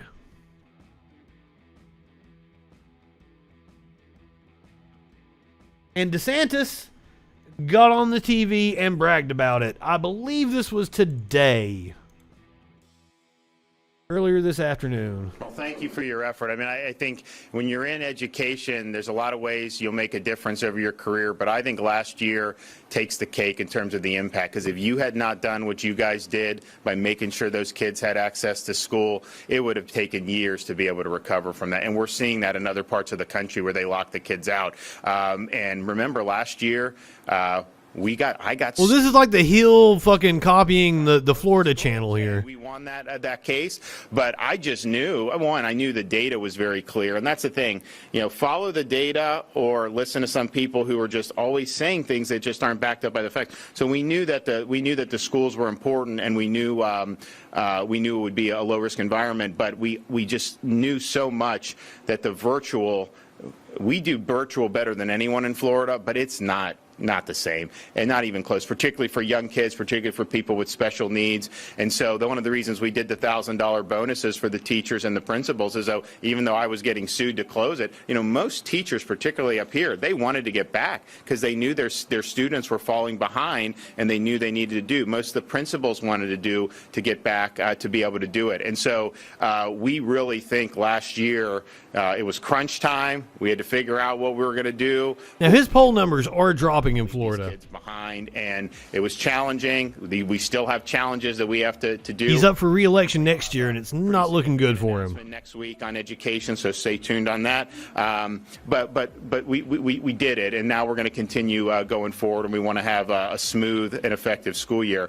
So we're proud of. I believe he gets asked a question here. I will, we're going to work together. Well, there's more we can do. I anticipate being back with some other stuff in the future. I said that not that long ago. I think he's trying to emulate Trump's mannerisms, like with his hands and shit. Absolutely. You guys are going down a good track. I hope next time I'm here is not because of a hurricane aftermath. I mean, we're right in the heart of this season. We had a tropical storm kind of rust through, which was a system, and then it kind of went. But we're ready for it. You guys know, and so we'll see what ends up happening as we go. That one in Louisiana was. And he ran by being like as up Trump's ass as he possibly could. They learned from Katrina. Their infrastructure was better. That really held up. They learned some stuff on the response, and so most of the worst damage was not in Louisiana in terms of mortality. It was all the way up in the Northeast, because it wasn't something that was necessarily, people didn't think it was going to be as big a deal. So the one thing with hurricane season, as I know, and Trump hates him. Trump hates him. Oh, I understand. Like a normal person in normal circumstances in that scenario would pick DeSantis as their running mate. Trump hates DeSantis. Seriously, cannot stand him. The word is that from Trump advisors that he just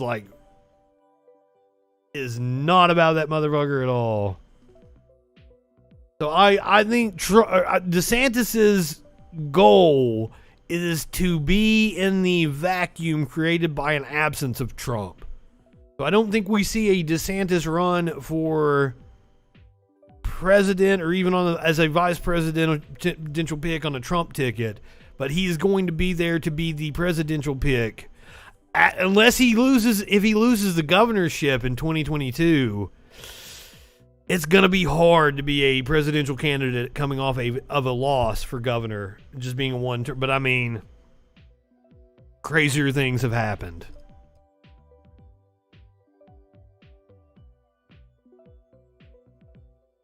Now, despite Ron DeSantis claiming that, they've got COVID under control, Fauci says that COVID cases are 10 times too high.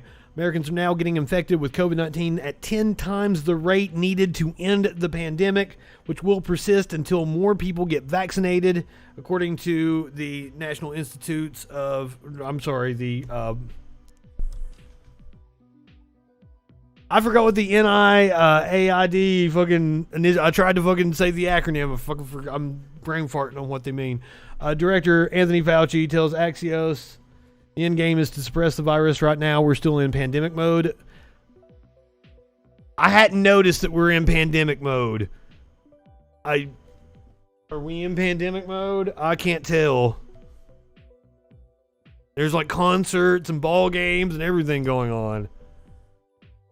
Right now, we have 160,000 new infections a day. That's not even modestly good control, which means it's a public health threat. In a country of our size, you can't be hanging around and having 100,000 infections a day. You've got to get well below 10,000 before you start feeling comfortable, Fauci said. Once enough people have been vaccinated, he adds, you'll get some people getting infected, but you're not going to have it as a public health threat. Despite all of the buzz about the Mu variant, which appears to elude some protected properties of authorized vaccines and prior infections, the Delta variant continues to dominate the U.S. and around the world. Fauci says this means that currently authorized vaccines are still effective. Not enough Americans are taking measures against the Delta variant, which has already upped the stakes. And the longer it takes to end the pandemic phase, the bigger the chance we'll end up with a monster variant that not only eludes vaccines, but also is dangerously transmissible.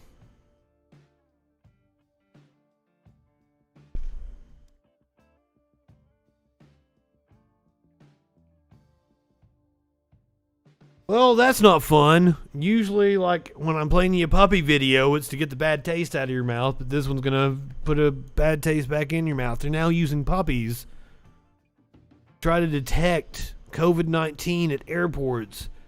Florida Airport is the first in the United States to launch the program. Oh, look how sweet he is. I don't know how I feel about this. First of all, I don't want the puppies to be in danger of getting infected.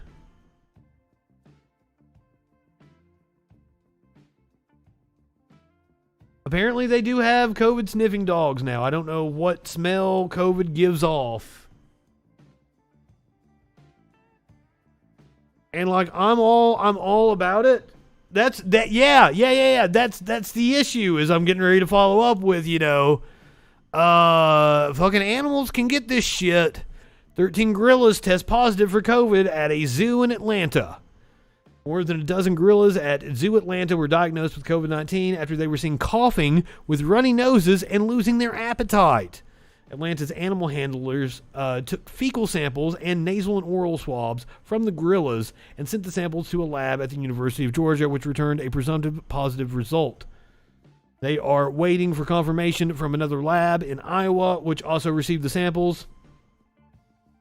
The gorillas are at least the second group of great apes infected by the coronavirus. 8 gorillas at the San Diego Zoo Safari Park were treated for the virus in January.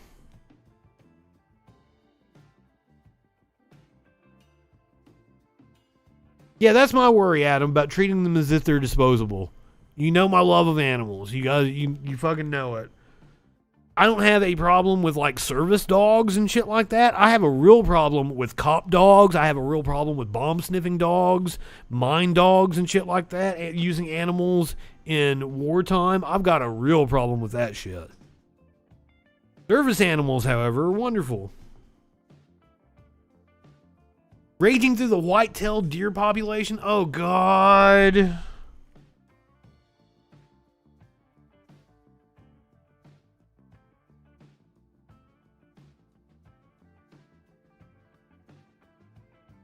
Wait, are we debating?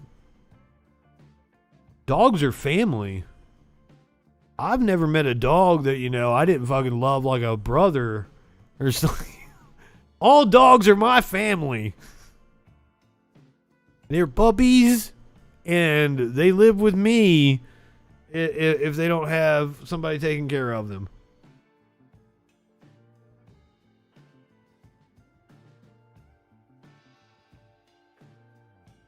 I could never imagine if I have 3 cats. If anybody has property in this relationship with me and my cats, it's me. I am their property. They tell me what to do. They boss me around. That would be cool, Starker, to evolve past the need for service animals.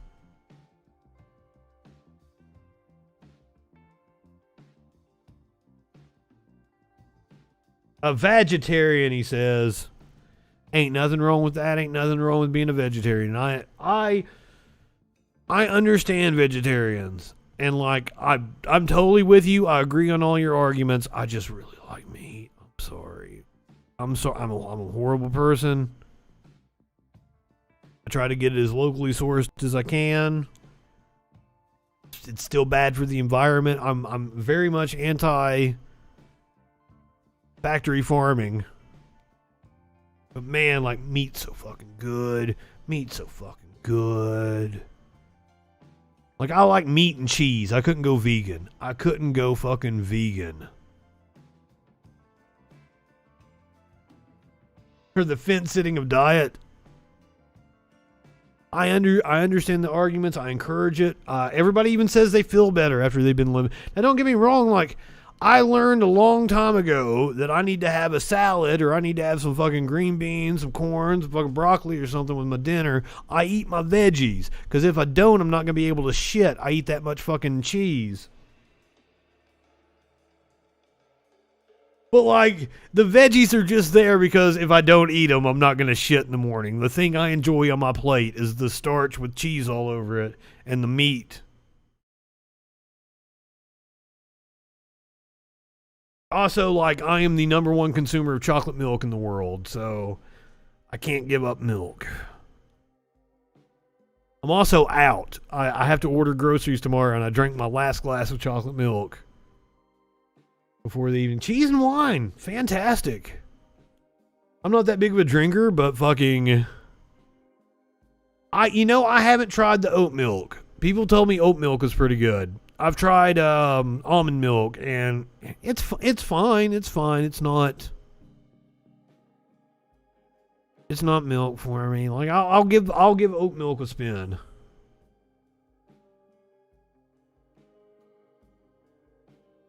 I don't know what you just said, Dip.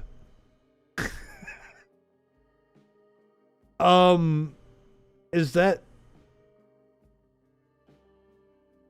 Are you saying there's cheese? There are good cheeses that are made out of plant milk? Is soy milk is really expensive though, isn't it? Is oat milk like a more financially comparable milk? I've never even looked at the other options for milk because I love milk so much, you know? Fucking A, bacon. That's what I was so weirded out, because when Sparkles asked me to make her breakfast, she told me to get turkey bacon and chicken sausage, and I'm like, you love pork. What is wrong with you? I'll try out some oat milk or some soy milk here and see what I'll give you guys a report back on what I think about it. But like, it's gonna be hard to give up. The chicken apple sausage wasn't that bad. Like, I was like, all right, the fucking turkey bacon wasn't that bad either. Both of them were perfectly serviceable. They weren't as good as pig bacon though, and pig sausage. Especially like sausage. I fucking love sausage links. Is my favorite fucking thing. Love sausage links. God damn it, you guys got me off topic again talking about food.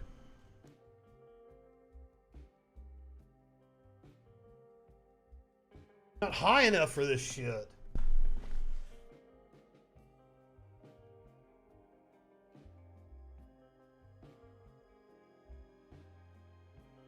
Low in protein, you say? I'm not...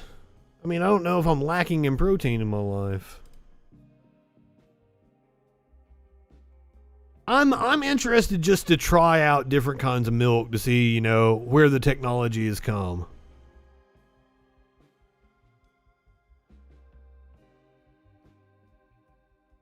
Yeah, I'm not like, I eat like blue cheese crumbles like right out of the package and shit. I'm like, old. Beans are fantastic. They are incredibly high in protein. Hemp milk. Interesting.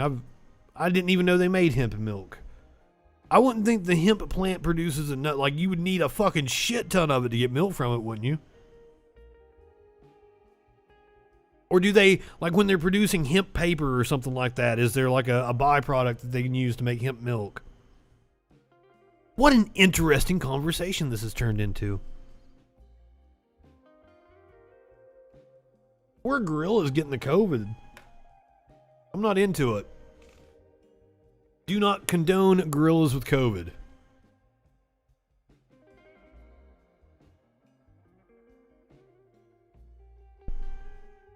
Yeah, I could. So there's some byproduct when they're processing it that they'd be able to squeeze the milk from because it's at the industrial level. Okay, that makes sense.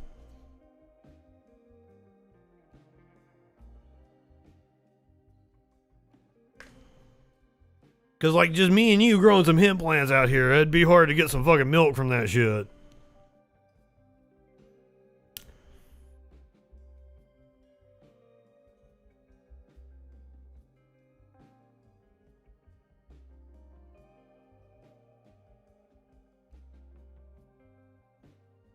All right, let's talk about, before we get to the cops quitting, let's talk about this hospital that's going to stop delivering babies after 30 staffers quit over the vaccine mandate. A hospital in upstate New York will stop delivering babies later this month after 30 staffers quit in protest of the facility's COVID-19 vaccine mandate. Lewis County Health System CEO Gerald Kayer announced at a press conference on Friday that Lewis County General Hospital will be unable to safely staff its maternity department beginning on September 25th. The number of resignations are... Now, this is one of the things. I didn't big a story on it, but like, COVID is starting to plateau in the South. The problem with that is it's ran so wild throughout the South that like... the unvaccinated populations all the way up through the rest of the country are going to see it surge now that we're like plateauing in the South. The resignations came after the hospital 2 weeks ago revised its emergency regulation requiring vaccines for employees, taking away the option for a religious exemption. Medical exemptions, however, are still permitted. The policy change followed an announcement from then Governor Andrew Cuomo that said all healthcare workers in the state must be at least partially vaccinated by September 27th. Of the 30 employees who resigned from Lewis County General Hospital, 21 work in clinical areas. I just don't know how you have that many medical professionals on staff that are that stupid.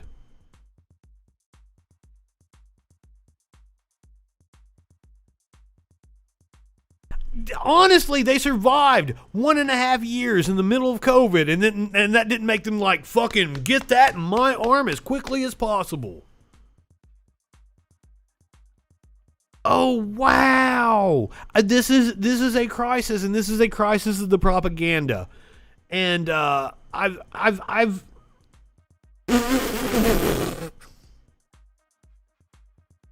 David. Please tune into the show more often. You'll be more up on what's going on. Right now, the current evidence that we have is that it came from the Wuhan market.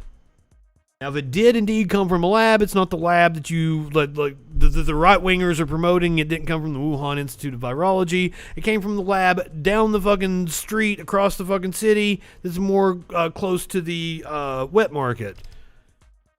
It's possible, but the evidence that we have right now leans towards zoonotic because they have like gone through the genetic sequencing of the viruses that they had in the labs and none of them match.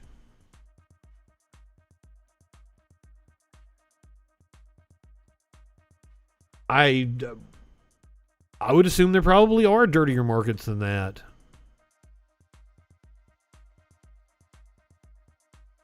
That's not evidence. I mean, don't make me go look up the article again because I've had to do this so many times. Like I promise you, David, please watch this show. I do the news every night and I go really in depth. I do not shy away from stories. I take straight on the right-wing propaganda and I tell you the truth about it. I've done this story numerous times. Like the lead virologist who has like determined how most pandemics in recent memory has began, he's pretty certain it was zoonotic. And I take his word for it. And he is separate from the Peter Daszak that worked in the lab, the bat lady, the Chinese scientist. This is a researcher here in the U.S. They call him the Sherlock Holmes of pandemics. And he's like, I'm 92% certain, I'm 93% certain. It's zoonotic and it came from that market. Because the current World Health Organization position is that it didn't actually originate in the market. But that researcher says that it came from the market. I don't get it. I don't understand how you're in the medical profession and you understand how medicine works, or at least understand how to evaluate information and data sources and confer to people that know what they're talking about.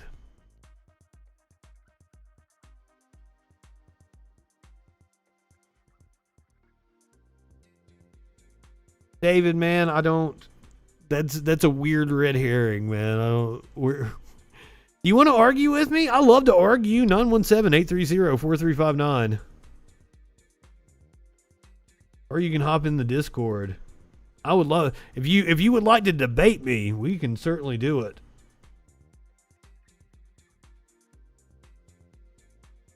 And like, here's the problem with the wet markets is that, like, I had a misconception of them. I thought they were like, a poor people thing where, unregulated, throwing shit around is real dirty. No, it's not poor people that eats that shit in China. No, it's fucking rich people. And rich people have lobbied to keep the wet markets open. They want these exotic fucking animals from all over the fucking place that you can't get anywhere else.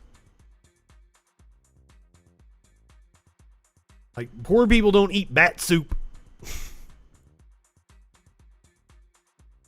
The wet bandits!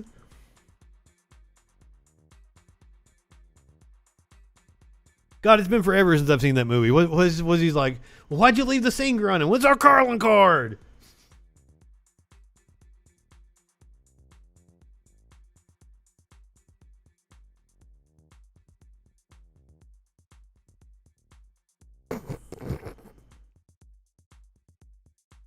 But I'm happy to explain, like, details about things. We had sticky weed titties on the Friday Night Freak Show, Tones. But apparently some people wanted their money back because they didn't actually see a sticky weed titty.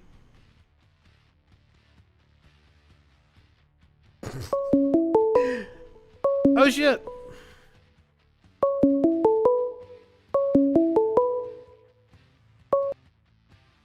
Caller, you're on the Troll Patrol. What's going on? Hey, how you doing? I'm great. How about yourself? Just trying to give a more, I guess you'd say, nihilistic sense of things.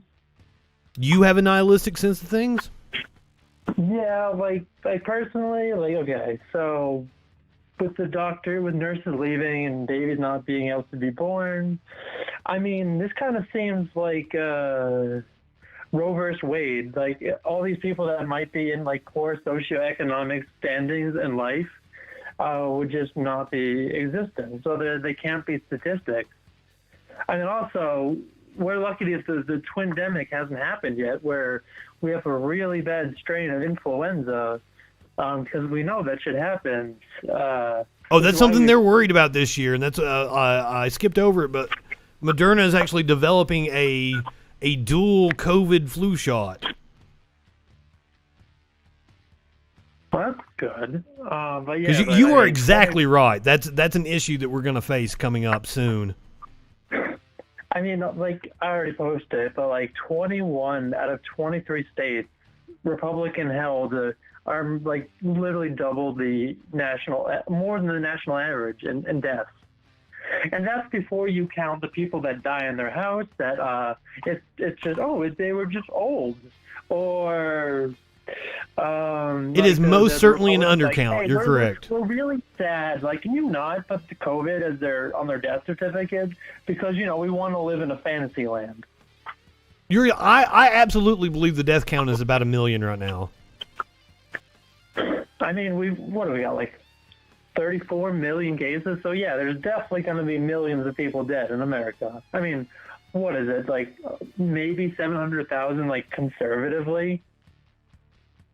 I agree with you. In Alabama, like shipping bodies out to like California in freezers, essentially. So, are you happy with your state's response to COVID? Yeah, I am actually, because I'm from the biggest nanny state, which is Rhode Island.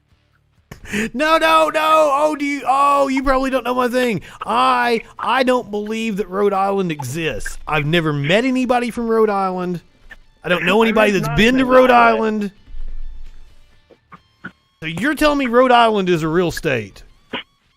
Yep. I don't. Are you telling me you're sitting in Rhode Island right now? Yep.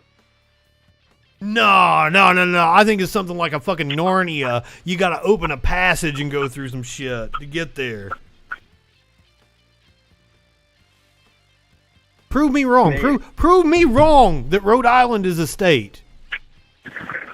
Well, I mean, we were like the second to be enlisted in the original 13 colonies because they're like, yo, William, my boy, you're too radical, you're too liberal. Get the fuck out of here. This is the Cromwell Society. See, this is what the chat's saying. Like, Rhode Island only exists in Family Guy. You cannot convince me otherwise. Apparently, Quahog is a real place. Have you ever been? No, but I imagine they do a lot of clamming. I'm sorry, I got completely off topic. You were calling in to talk about COVID. Do you have kids in school? No, I'm child free. Oh, thankfully. I don't understand how those breeders do it. I mean, I don't understand how like everyone in my generation isn't like a primo anarchist. Well, I'm not an anarchist because I'm a policy wonk, right? I really get into the politics, but I have moved further and further to the left just because that's the policy prescription for the situation that we're in is like hard left policies. Reality has a liberal bias. Absolutely. Stephen Colbert really was on the money there when he was imitating Bill O'Reilly, which of course the Republicans didn't understand because they can't meme, which is why they're paying like teenagers to meme for them. But I understand the right can't meme because like they don't get our memes. They go over their heads, right? Yeah. And then their memes are based on their alternate reality. So we don't get their memes because you have to be conditioned to their propaganda in order to even get the fucking setup to the joke that they're making in the meme. Yeah, no, I get what you mean. Like a lot, like for example, like Bill Maher is kind of right-ish, I'd imagine. And it seems like the words he's not saying are doing more than the lifting than what he's actually saying. It's like he's already like killed it. Like he's already delivered a one-liner, but like he doesn't say anything. That's actually funny. Like I think Bill Maher is a great, if you're edgy and you're 13, I think he's great content. Well, he was for me when I was edgy and 13, but like this is a different time. This is almost fucking 30 years later. Yeah, my big thing with him was Religulous. Oh yeah, I enjoyed Religulous, but like I was a big Bill Maher fan. I've actually modeled a lot of my career after Bill Maher, but like I don't even watch him anymore. I haven't watched him probably 5 years now. As soon as I realized that he has no fucking control over his panel, I'm like, this isn't a man to be respected. Well, no, that's the part that I respect was that he always had an open conversation. That was what kept me watching even after I quit being a Bill Maher fan, was that I liked the panel that he would assemble. But like Bill Maher himself has become sanctimonious. My take on it was like he kind of acted like Larry Wilmore. It's like he clearly like had an angle, and that's like that was their shtick, but like it wasn't interesting. I liked Larry Wilmore, and I like Larry Wilmore's podcast too. Really, as a podcast? Mm-hmm. I think he still does. I haven't listened in a while. I have been. I just remember his very short-lived Comedy Central career since he was like the Blackie Weather Report for all intents and purposes. Well, he was a replacement for Colbert, right? No, I think he was in when Jon Stewart was still on the Daily Show.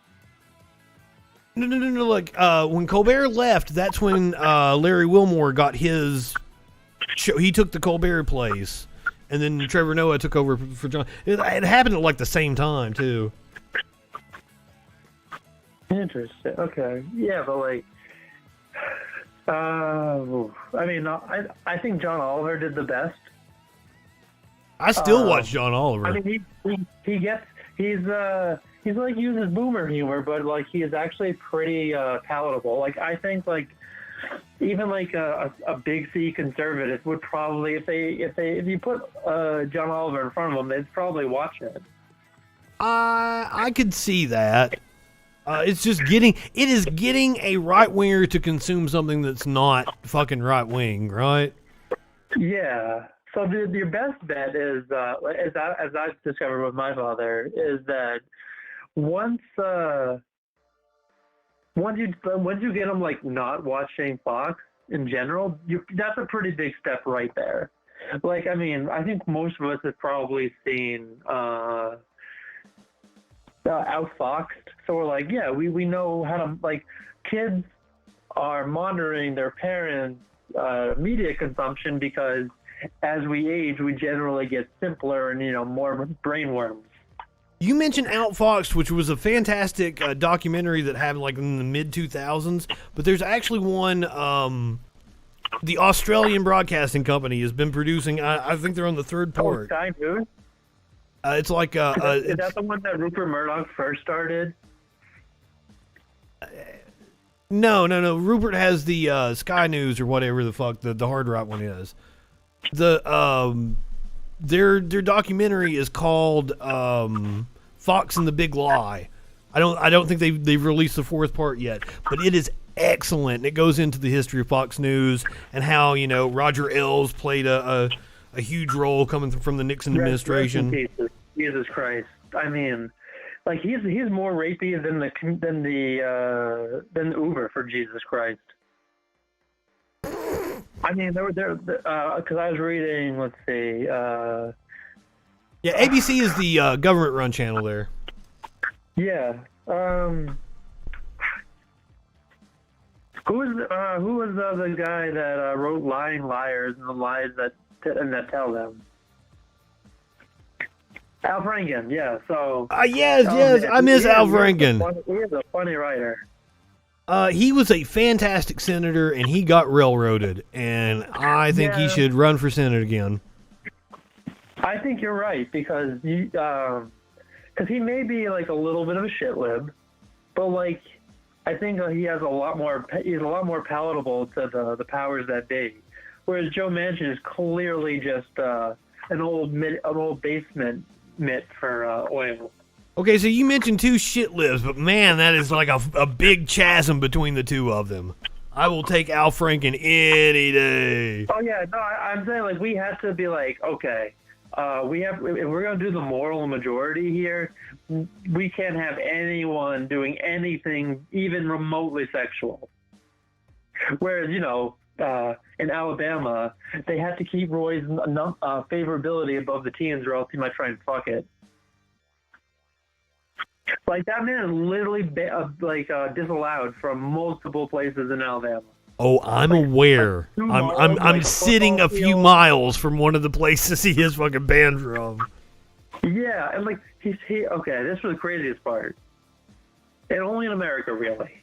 He fucking calls a 17-year-old. And she's in trigonometry. He pulls her away from trigonometry, and he's like, "Hey, yo, you want this dick, girl?" I don't know if that was the exact quote. I don't think old man Roy Moore talked like that. Hey, you want this dick, girl? Yeah, absurdism is kind of like my go-to deflecting humor. It's all good. It's all good. Man, it's interesting hearing your voice on the phone versus on the internet. It is compressed on the phone, isn't it? Does it sound all bassy and boomy? Definitely lacks a certain panache that the audio media gives it. Well, I appreciate you calling in. We're gonna move on, and I'm gonna dump everybody out no, to. Not really fun. I'm not really like, oh my god, I'm gonna fuck your wife with some apple pie, and oh by the way, I also burned your car. I like, man, that man when he just, it's like, yeah, we're gonna. It's the lonely island that every vegan goes through. Well, they're like, so you're like, okay, well, the only natural setup then is for me just to starve to death and prove you wrong, that I'm not going to eat animals, because I would never be in a situation where I'm on an island, and if I am, I'm definitely going to kill myself rather quickly. Because I'll eat a wrong mushroom, or like some fucking jacked out kangaroo will just choke me underwater. Before I let you go, can you, because you brought up the dude that, wanted to fuck my wife, do you know what he was talking about? Can you explain that to me? I think he was like straw manning, really. I think that was it. It was just basic straw man. Like it could only like work as he like put very specific modifiers to it. I thought he was trying to tell me some sort of parable, that he was like Jesusing me, and he was wanting to explain some story, but like. I mean, maybe, but like he did it in like the weirdest way, where like he totally look at what Republicans have done to the word cuck. Like, everything is cuck now. Yeah, your dad totally cucked your mom. Or I cucked your mom. Like, it's cuck. Yeah, think about it. It is totally projection, right? They want to get pegged in the ass. And even if they don't, like, the fact, like, they're like, oh, well, you guys call everything Nazi. It's like, okay, well, you call me a socialist commie. Like, those are completely different, spectrums, right? Like, words in America don't fucking mean anything. Like, there can be a Republican who'll be like, oh yeah, I was wrong, guys. Apparently women's bodies don't automatically shut down legitimate rape. Who would have thunk it, right? Whenever I hear walk it back, I'm like, oh boy, time for some fucked up shit. I'm sorry that, yes, I know getting pegged has nothing to do with being cucked, but it's like a power dynamic thing. These people want to be helpless is my point. Yeah, learn helplessness and like being oppressed. They literally think it's like Daniel and the lions in like 300, before Christ. It's like the video from last week with the woman that had the scorn on her face as the dude was describing his grandmother dying or his grandfather dying. And she just like, how do you have that kind of a hatred for another person? Based on bullshit. Yeah. Before, like, when I first lost a major amount of respect for my father, I was like, wow, I'm pretty racist against, Latin Americans. Why? Let's stop that. Okay, good talk, Dane. Like, I think Samuel Langhorne Clemens said it best. The cure for racism is travel. It is being exposed to other people. That's what, like, there's lots of quotes about people the kids go to college campuses and they experience other cultures, and then they come back and tell their parents they're bigots. They're not being indoctrinated.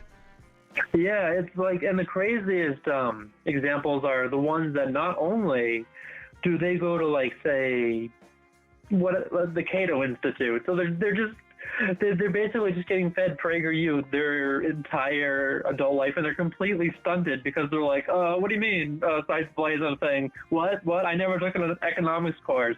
And then there's Republicans who are proud of getting, like, failing political science.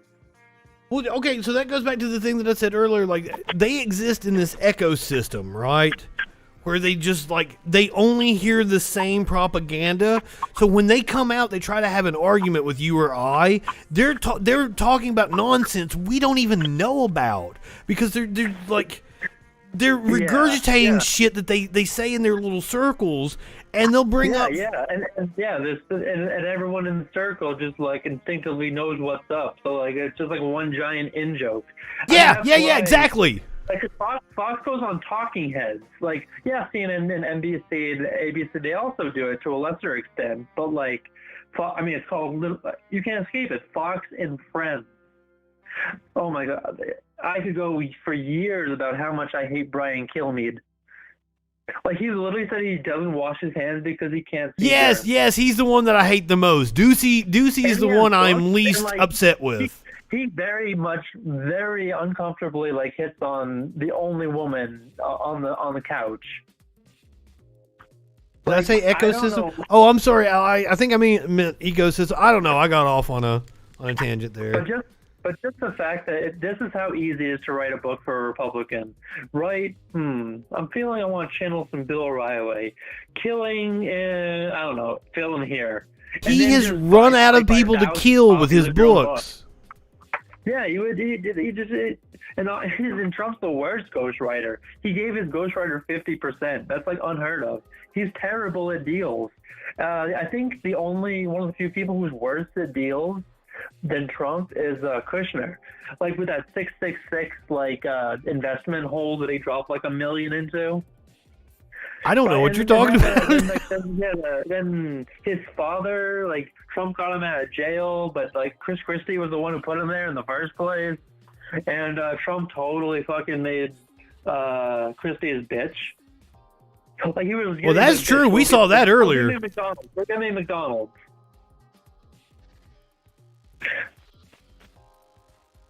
Don't eat at McDonald's. It's bad for you. No, definitely don't. I'm sorry. I didn't quite hear what you said there. I apologize. That was the awkward pause. That's fine. Well, I'm gonna dump people out at Echoplex here in a few minutes because it's about dinner time for me. But I appreciate you calling in. It was great talking to you. Yes, same, ditto. Thank you so much. Have a great evening. You too, Justin. Now, see, I'm nice to callers, unless you're a dumb fuck. I don't know what I said. Echo something. I think I tried to make a joke about dumbing everybody over with Echoplex. Because it's getting about time for producer Dave to come on if he's not already on. But first, I want to talk about this entire police department, which resigned in Missouri. Now, there's only 49 states. I will be dead and in the ground before I recognize Missouri as a state. But an entire Missouri police department, including the police chief and his officers, resigned. Kimberling City Police Chief Craig Alexander. By the way, nobody has mentioned it, but that's a Simpsons joke. It's from season 2. It's very fucking. It might even be season 1. Kimberling City Police Chief Craig Alexander resigned on August 23rd. The mass resignation reportedly caught Mayor Bob Fritz of Kimberling off guard. An entire Missouri Police Department, including the police chief and his officers, resigned, leaving the city of Kimberling without immediate authority. It was from the movie? No, I don't think it was from the movie, because it was, I think it's the episode where it's the very first episode, the army dude without the arm appears in. And because they're setting up to take, because Nelson is bullying Bart. This is the first or second season. And they make a fucking military base inside the treehouse. And Grandpa is taking out the flag, and they're like, "Why does this flag only have 49 stars?" He's like, "I'll be dead in the ground till I recognize Missouri as a state." All right, we're finding this out. I'm sorry.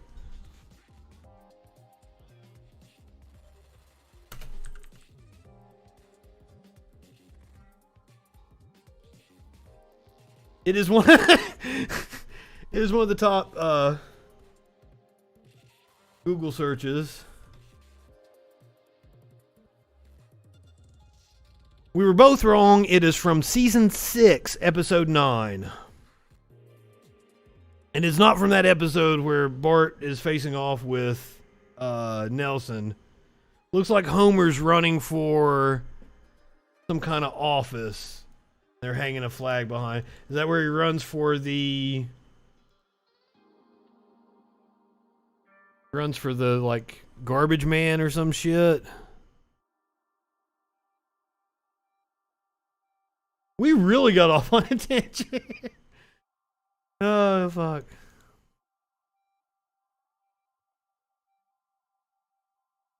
I'll be deep in the cold. Ah, fuck. I'll be deep in the cold, cold ground before I recognize Missouri. Yeah, I've been fucking it up. I haven't seen that in a while.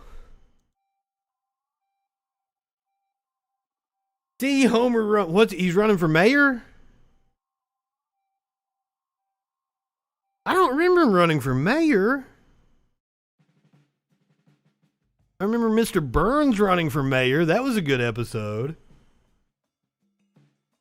That's the one where like Mayor Quimby was like, they put the devil horns and like they're like graphics added by Channel 5. They put like the fucking fire ring around him and shit. Oh, The Simpsons is so good. I need to go back and watch them. I am, well, yeah. So I quit smoking cigarettes like 5-6 years ago. I'm amazed you can hear that in my fucking lungs over there. Your speakers are good, Adam. God damn, dude. I've still got my smoker's cough, and it probably is where I just smoke so much fucking pot. My lungs are just covered in resin.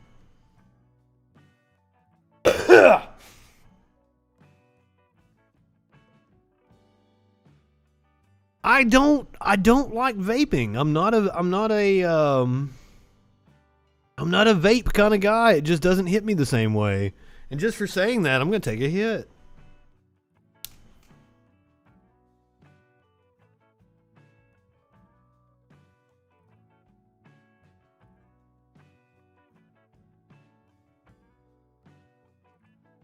Let's do some fun shit. Let's watch a stupid Fox video.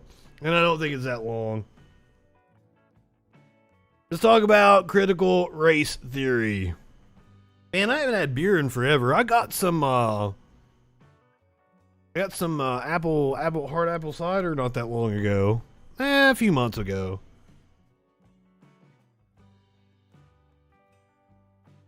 Now, I'm judging you. You should totally quit smoking. I care about your health, Adam. You should totally quit smoking cigarettes. If you need help quitting smoking cigarettes, I know how hard it is. I spent like 5 years trying to quit before I actually quit. And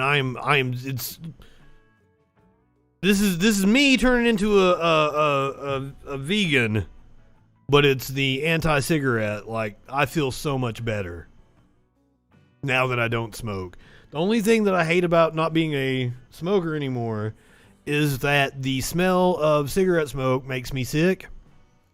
And I hate to be like, if I've hooked up with a person and they want to have a cigarette, like, oh, let me go have a cigarette. We'll come back for round 2. Like, oh, can you please not do that? Oh, please. I'm sorry. Please don't. I hate to be a dick like that. Or if I'm at a concert and it's outside and somebody's smoking, like, oh, I don't want to be a dick because I used to be a smoker. But, like, I'm literally going to throw up.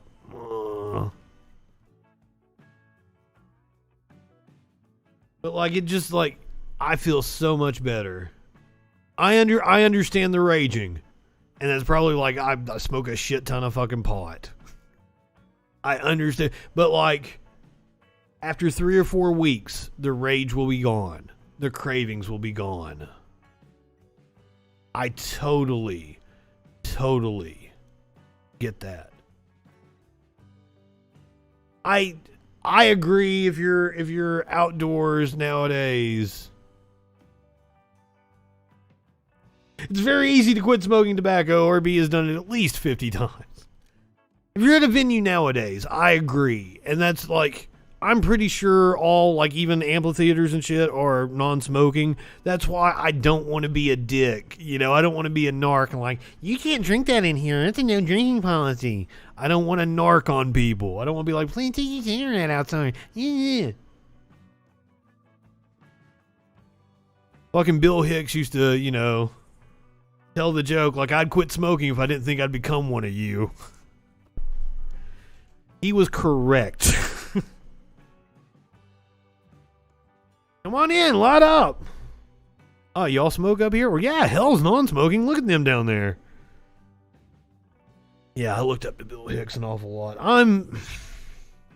What would Bill Hicks be like today? Would he have gone like the route of Bill Maher and been like old crotchety fucking old man yells at cloud?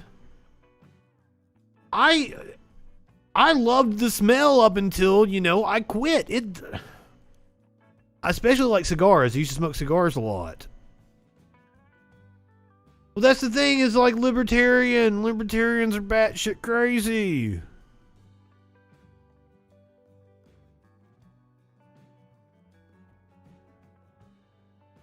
Yeah, he wouldn't be a liberal hack, but would he have been like Joe Rogan? Would he have been, is that a more apt comparison? I'd like to think, he would have grown into like a wise old man like Carlin. Jinx.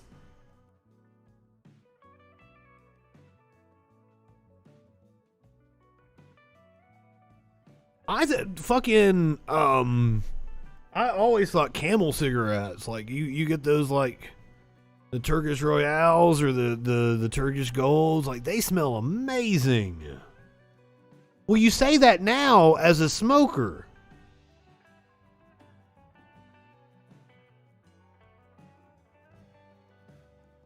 I'm glad you all see it that way. Cool. So Hicks wouldn't have disappointed me.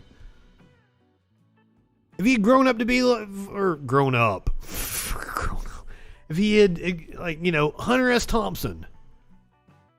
He died in what, 2005? 2004? Hunter S. Thompson never turned into an asshole. Hunter S. Thompson was very much on the money up until the day he died. And I'd like to think that Bill Hicks would have been the same way.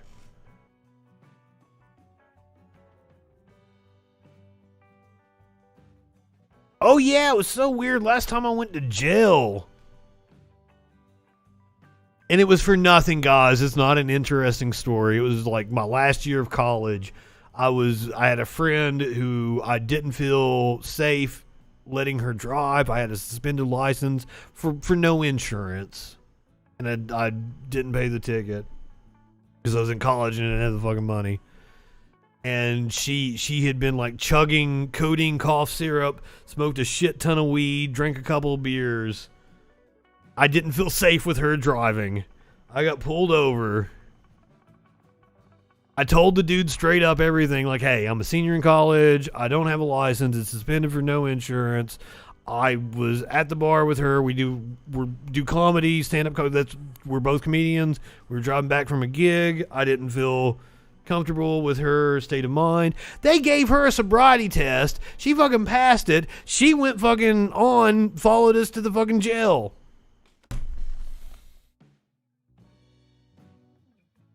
I'm not saying I didn't have a swig of her codeine cough syrup that night. I'm pretty sure I did.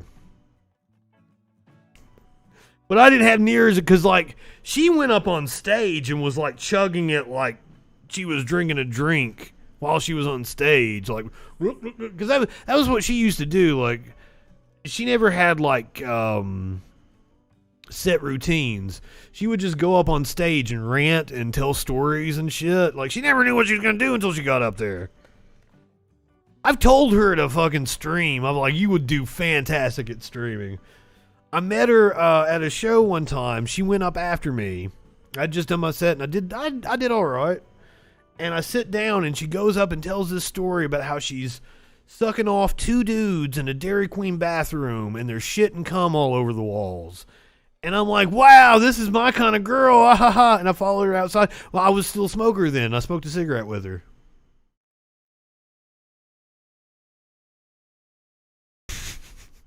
And that's how I met my friend, who I think should stream because she's got all kinds of fucking interesting stories like that about sucking off two dudes in a Dairy Queen with shit and cum all over the walls.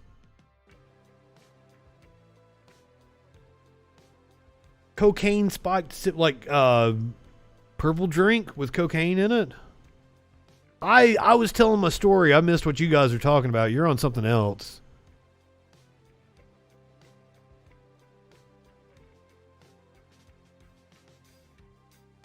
Ah, yeah. Purple drink is good. I like that shit. Oh, okay. Yeah. It's wonderful. Yeah, you don't mix your uppers and the downers. I'm pretty sure that's how my dad died. But speedballing was his favorite goddamn thing. That motherfucker loved that shit. I have never seen him. I don't want to call it happy because I don't think it was happy. I've never seen him more content, though, than when he was speedballing.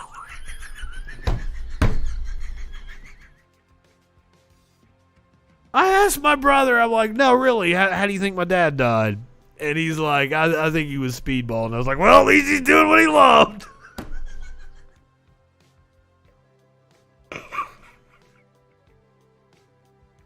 Oh, God. I shouldn't be laughing about this shit. Let's laugh at let's laugh at Fox News. I've never speedballed. I fucking it kills everybody. I'm the guy that you do stuff with, and I'm gonna make sure that you're hydrated, that you're feeling right, that you're like I am the like shepherd of the group that's doing the drugs. You make sure you get the correct dosage. Like, we're gonna start you off on this dose, and then you move up to this dose. If you're feeling like this in an hour, we can give you a little bit more. Blah blah blah.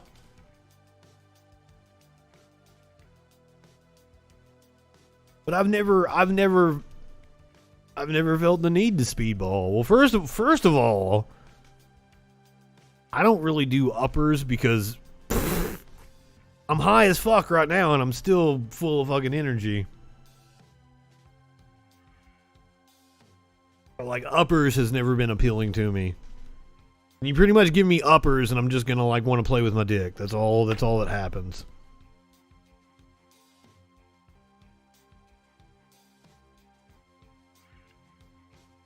I like hallucinogens. That's my thing. And you can't find them around here. Oh my God, you can't find them around here. You ask somebody like, oh, you got something hard? And they're like, yeah, what you need? And I'm like, well, you need some acid, some shrooms. Oh no, I just got meth.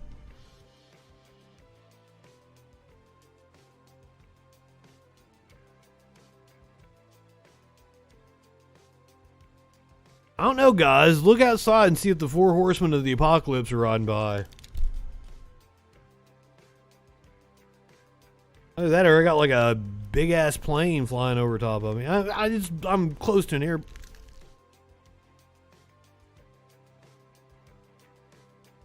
It's just weird for me to hear it through my headphones. It's actually picking up like through my mic. You guys probably aren't hearing it because of the noise gate. But like, I'm hearing it rumble and it's kind of freaking me out.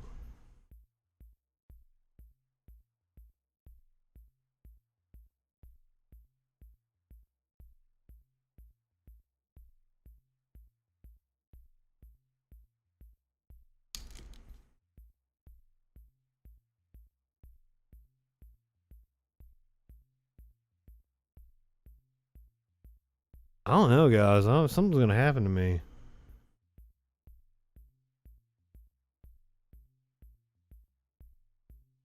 You guys giving out drug recipes in the chat. Naughty, naughty.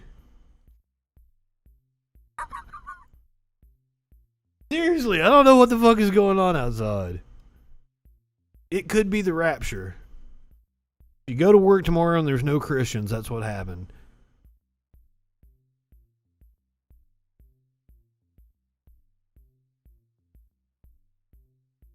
Ooh, fucking Adderall.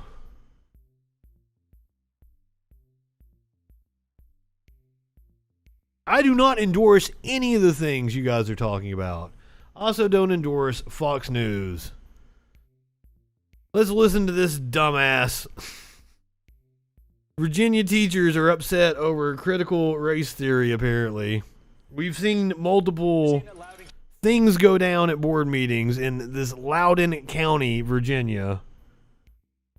I'm going to assume it's probably like a rich fucking suburb of D.C. County, Virginia are joining a lawsuit against the district's transgender policies. This suit coming after PE teacher Tanner Cross was ousted for saying this back in May. Listen. I love all of my students, but I will never lie to them regardless of the consequences. I'm a teacher, but I serve God first, and I will not affirm that a biological boy can be a girl and vice versa because How did I know that? How did I know that? How did I guess that it was a fucking rich suburb of D.C.? it's against my religion. It's lying to a child. Fight for Schools Executive Director and former DOJ official Ian Pryor joins me live to discuss. Ian, great to see you as always. Here is the teachers' argument, the ones that want to join this suit. Quote, they would be forced to communicate a message they believe is false. A truly tolerant society can permit such differences and accommodate all views, and so can a school district. Ian, why does the school district insist it cannot accommodate the views of these teachers? So the Alliance Defending Freedom wants to get teachers fired for teaching a curriculum. Does anybody see the problem with that?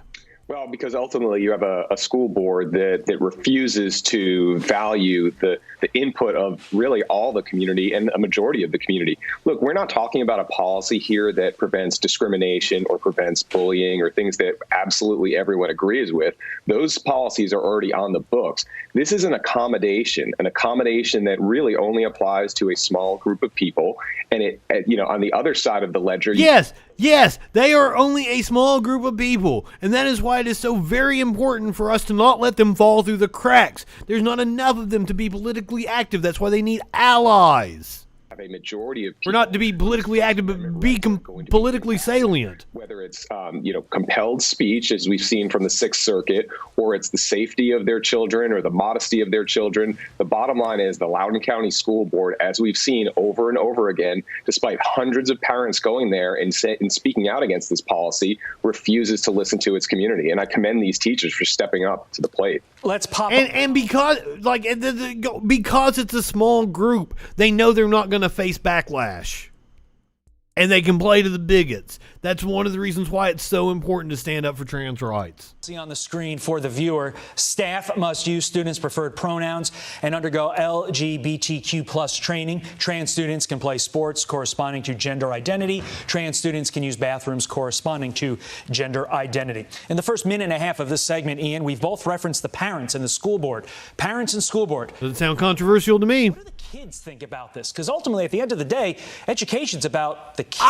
I am going to guarantee you that the kids are on the trans student side. Guarantee. Now, are there going to be handfuls, pockets of fucking idiot-ass kids that have been indoctrinated by their parents to hate other people? Yes, but the majority of the children are going to be on the side of the trans students. Promise you. Kids, right?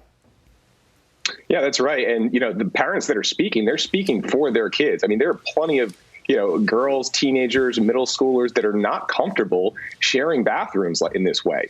It's interesting because in the regulation, they talk about overnight field trips. So in the overnight field trips, a biological boy would be able to stay in a room with girls. Now, you cannot separate that biological boy into a separate room. But if a girl feels uncomfortable in that situation, guess what? That girl then has to go stay in a separate room by herself. This is exactly what we're talking about. You're creating. All right, good. Okay. For the people she gets her own room. So what? Making it difficult for them and then impacting their rights. There are ways to do this where you can respect people's First Amendment rights. Right. And I think parents were pleading with the school board to, hey, slow this down. Let's figure out a way that you could do this while not impacting our rights and our children's rights and the right to, make parental choices. Right. But the school board. Sounds exactly like the argument that they used against desegregation. Hey, let's slow this down so you don't impact our rights. That's exactly what it sounds like. Other than two individuals just didn't want to hear it.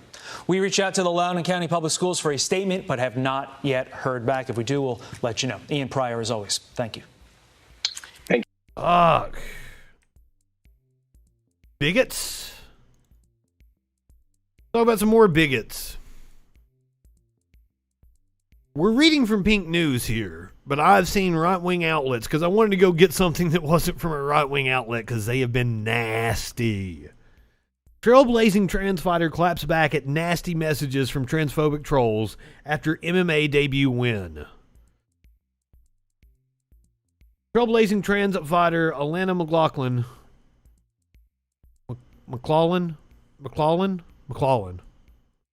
McClellan has responded to transphobes after leaving her nasty messages after her MMA debut win.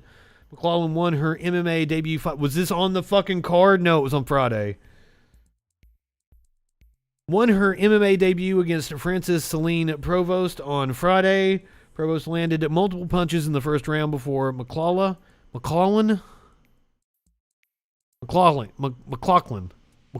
God, I don't even remember how I said it the first time. Alana McLaughlin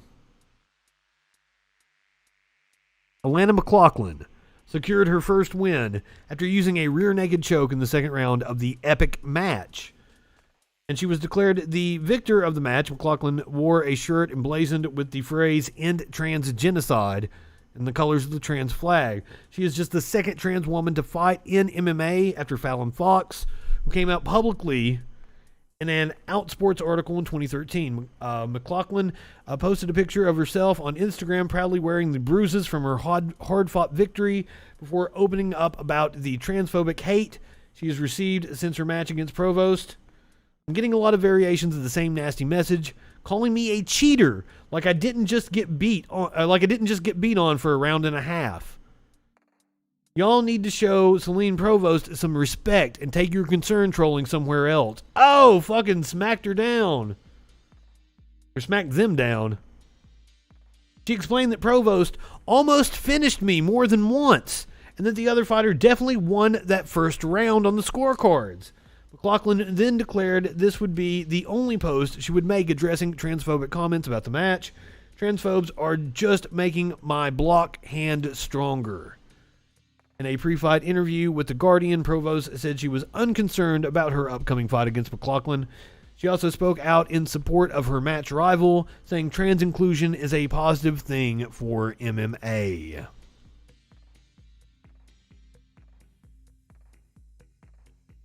Also speaking to The Guardian, Alana McLaughlin recalled growing up queer while facing vitriolic hate from her fanatically religious family. God damn.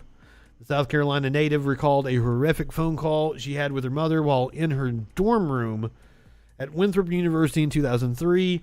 She told The Guardian the conversation came after over a decade of McLaughlin attending every conversion program that her parents request. Oh, fuck, she got put through those conversion programs. That's torture.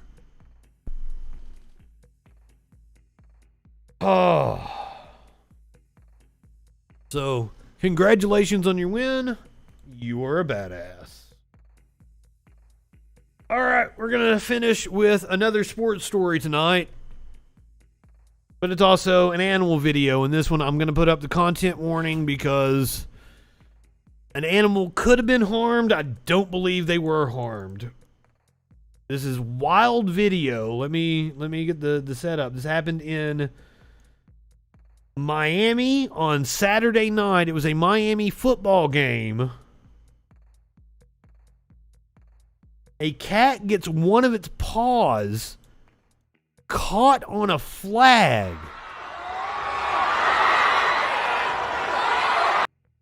First of all, I'm amazed that there is a cat in a stadium.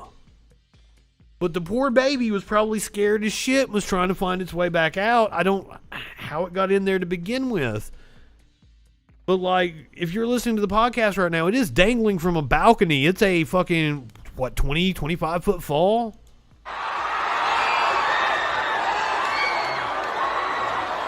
It's got its paw stuck on a banner.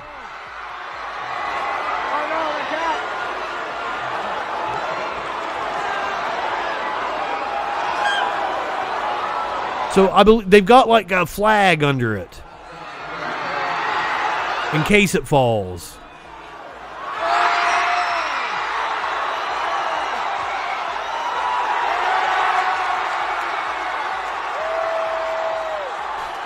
Cat ate him up there.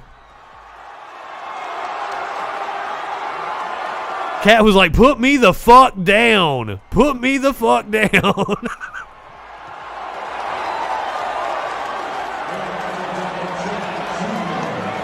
I don't know. These motherfuckers are acting like they've never met a cat before.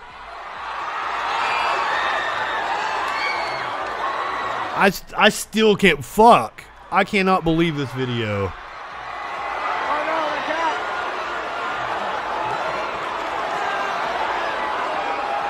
It looks like it has a collar on too. It's somebody's pet. I'm sure it was freaked before it ever got to where it's hanging.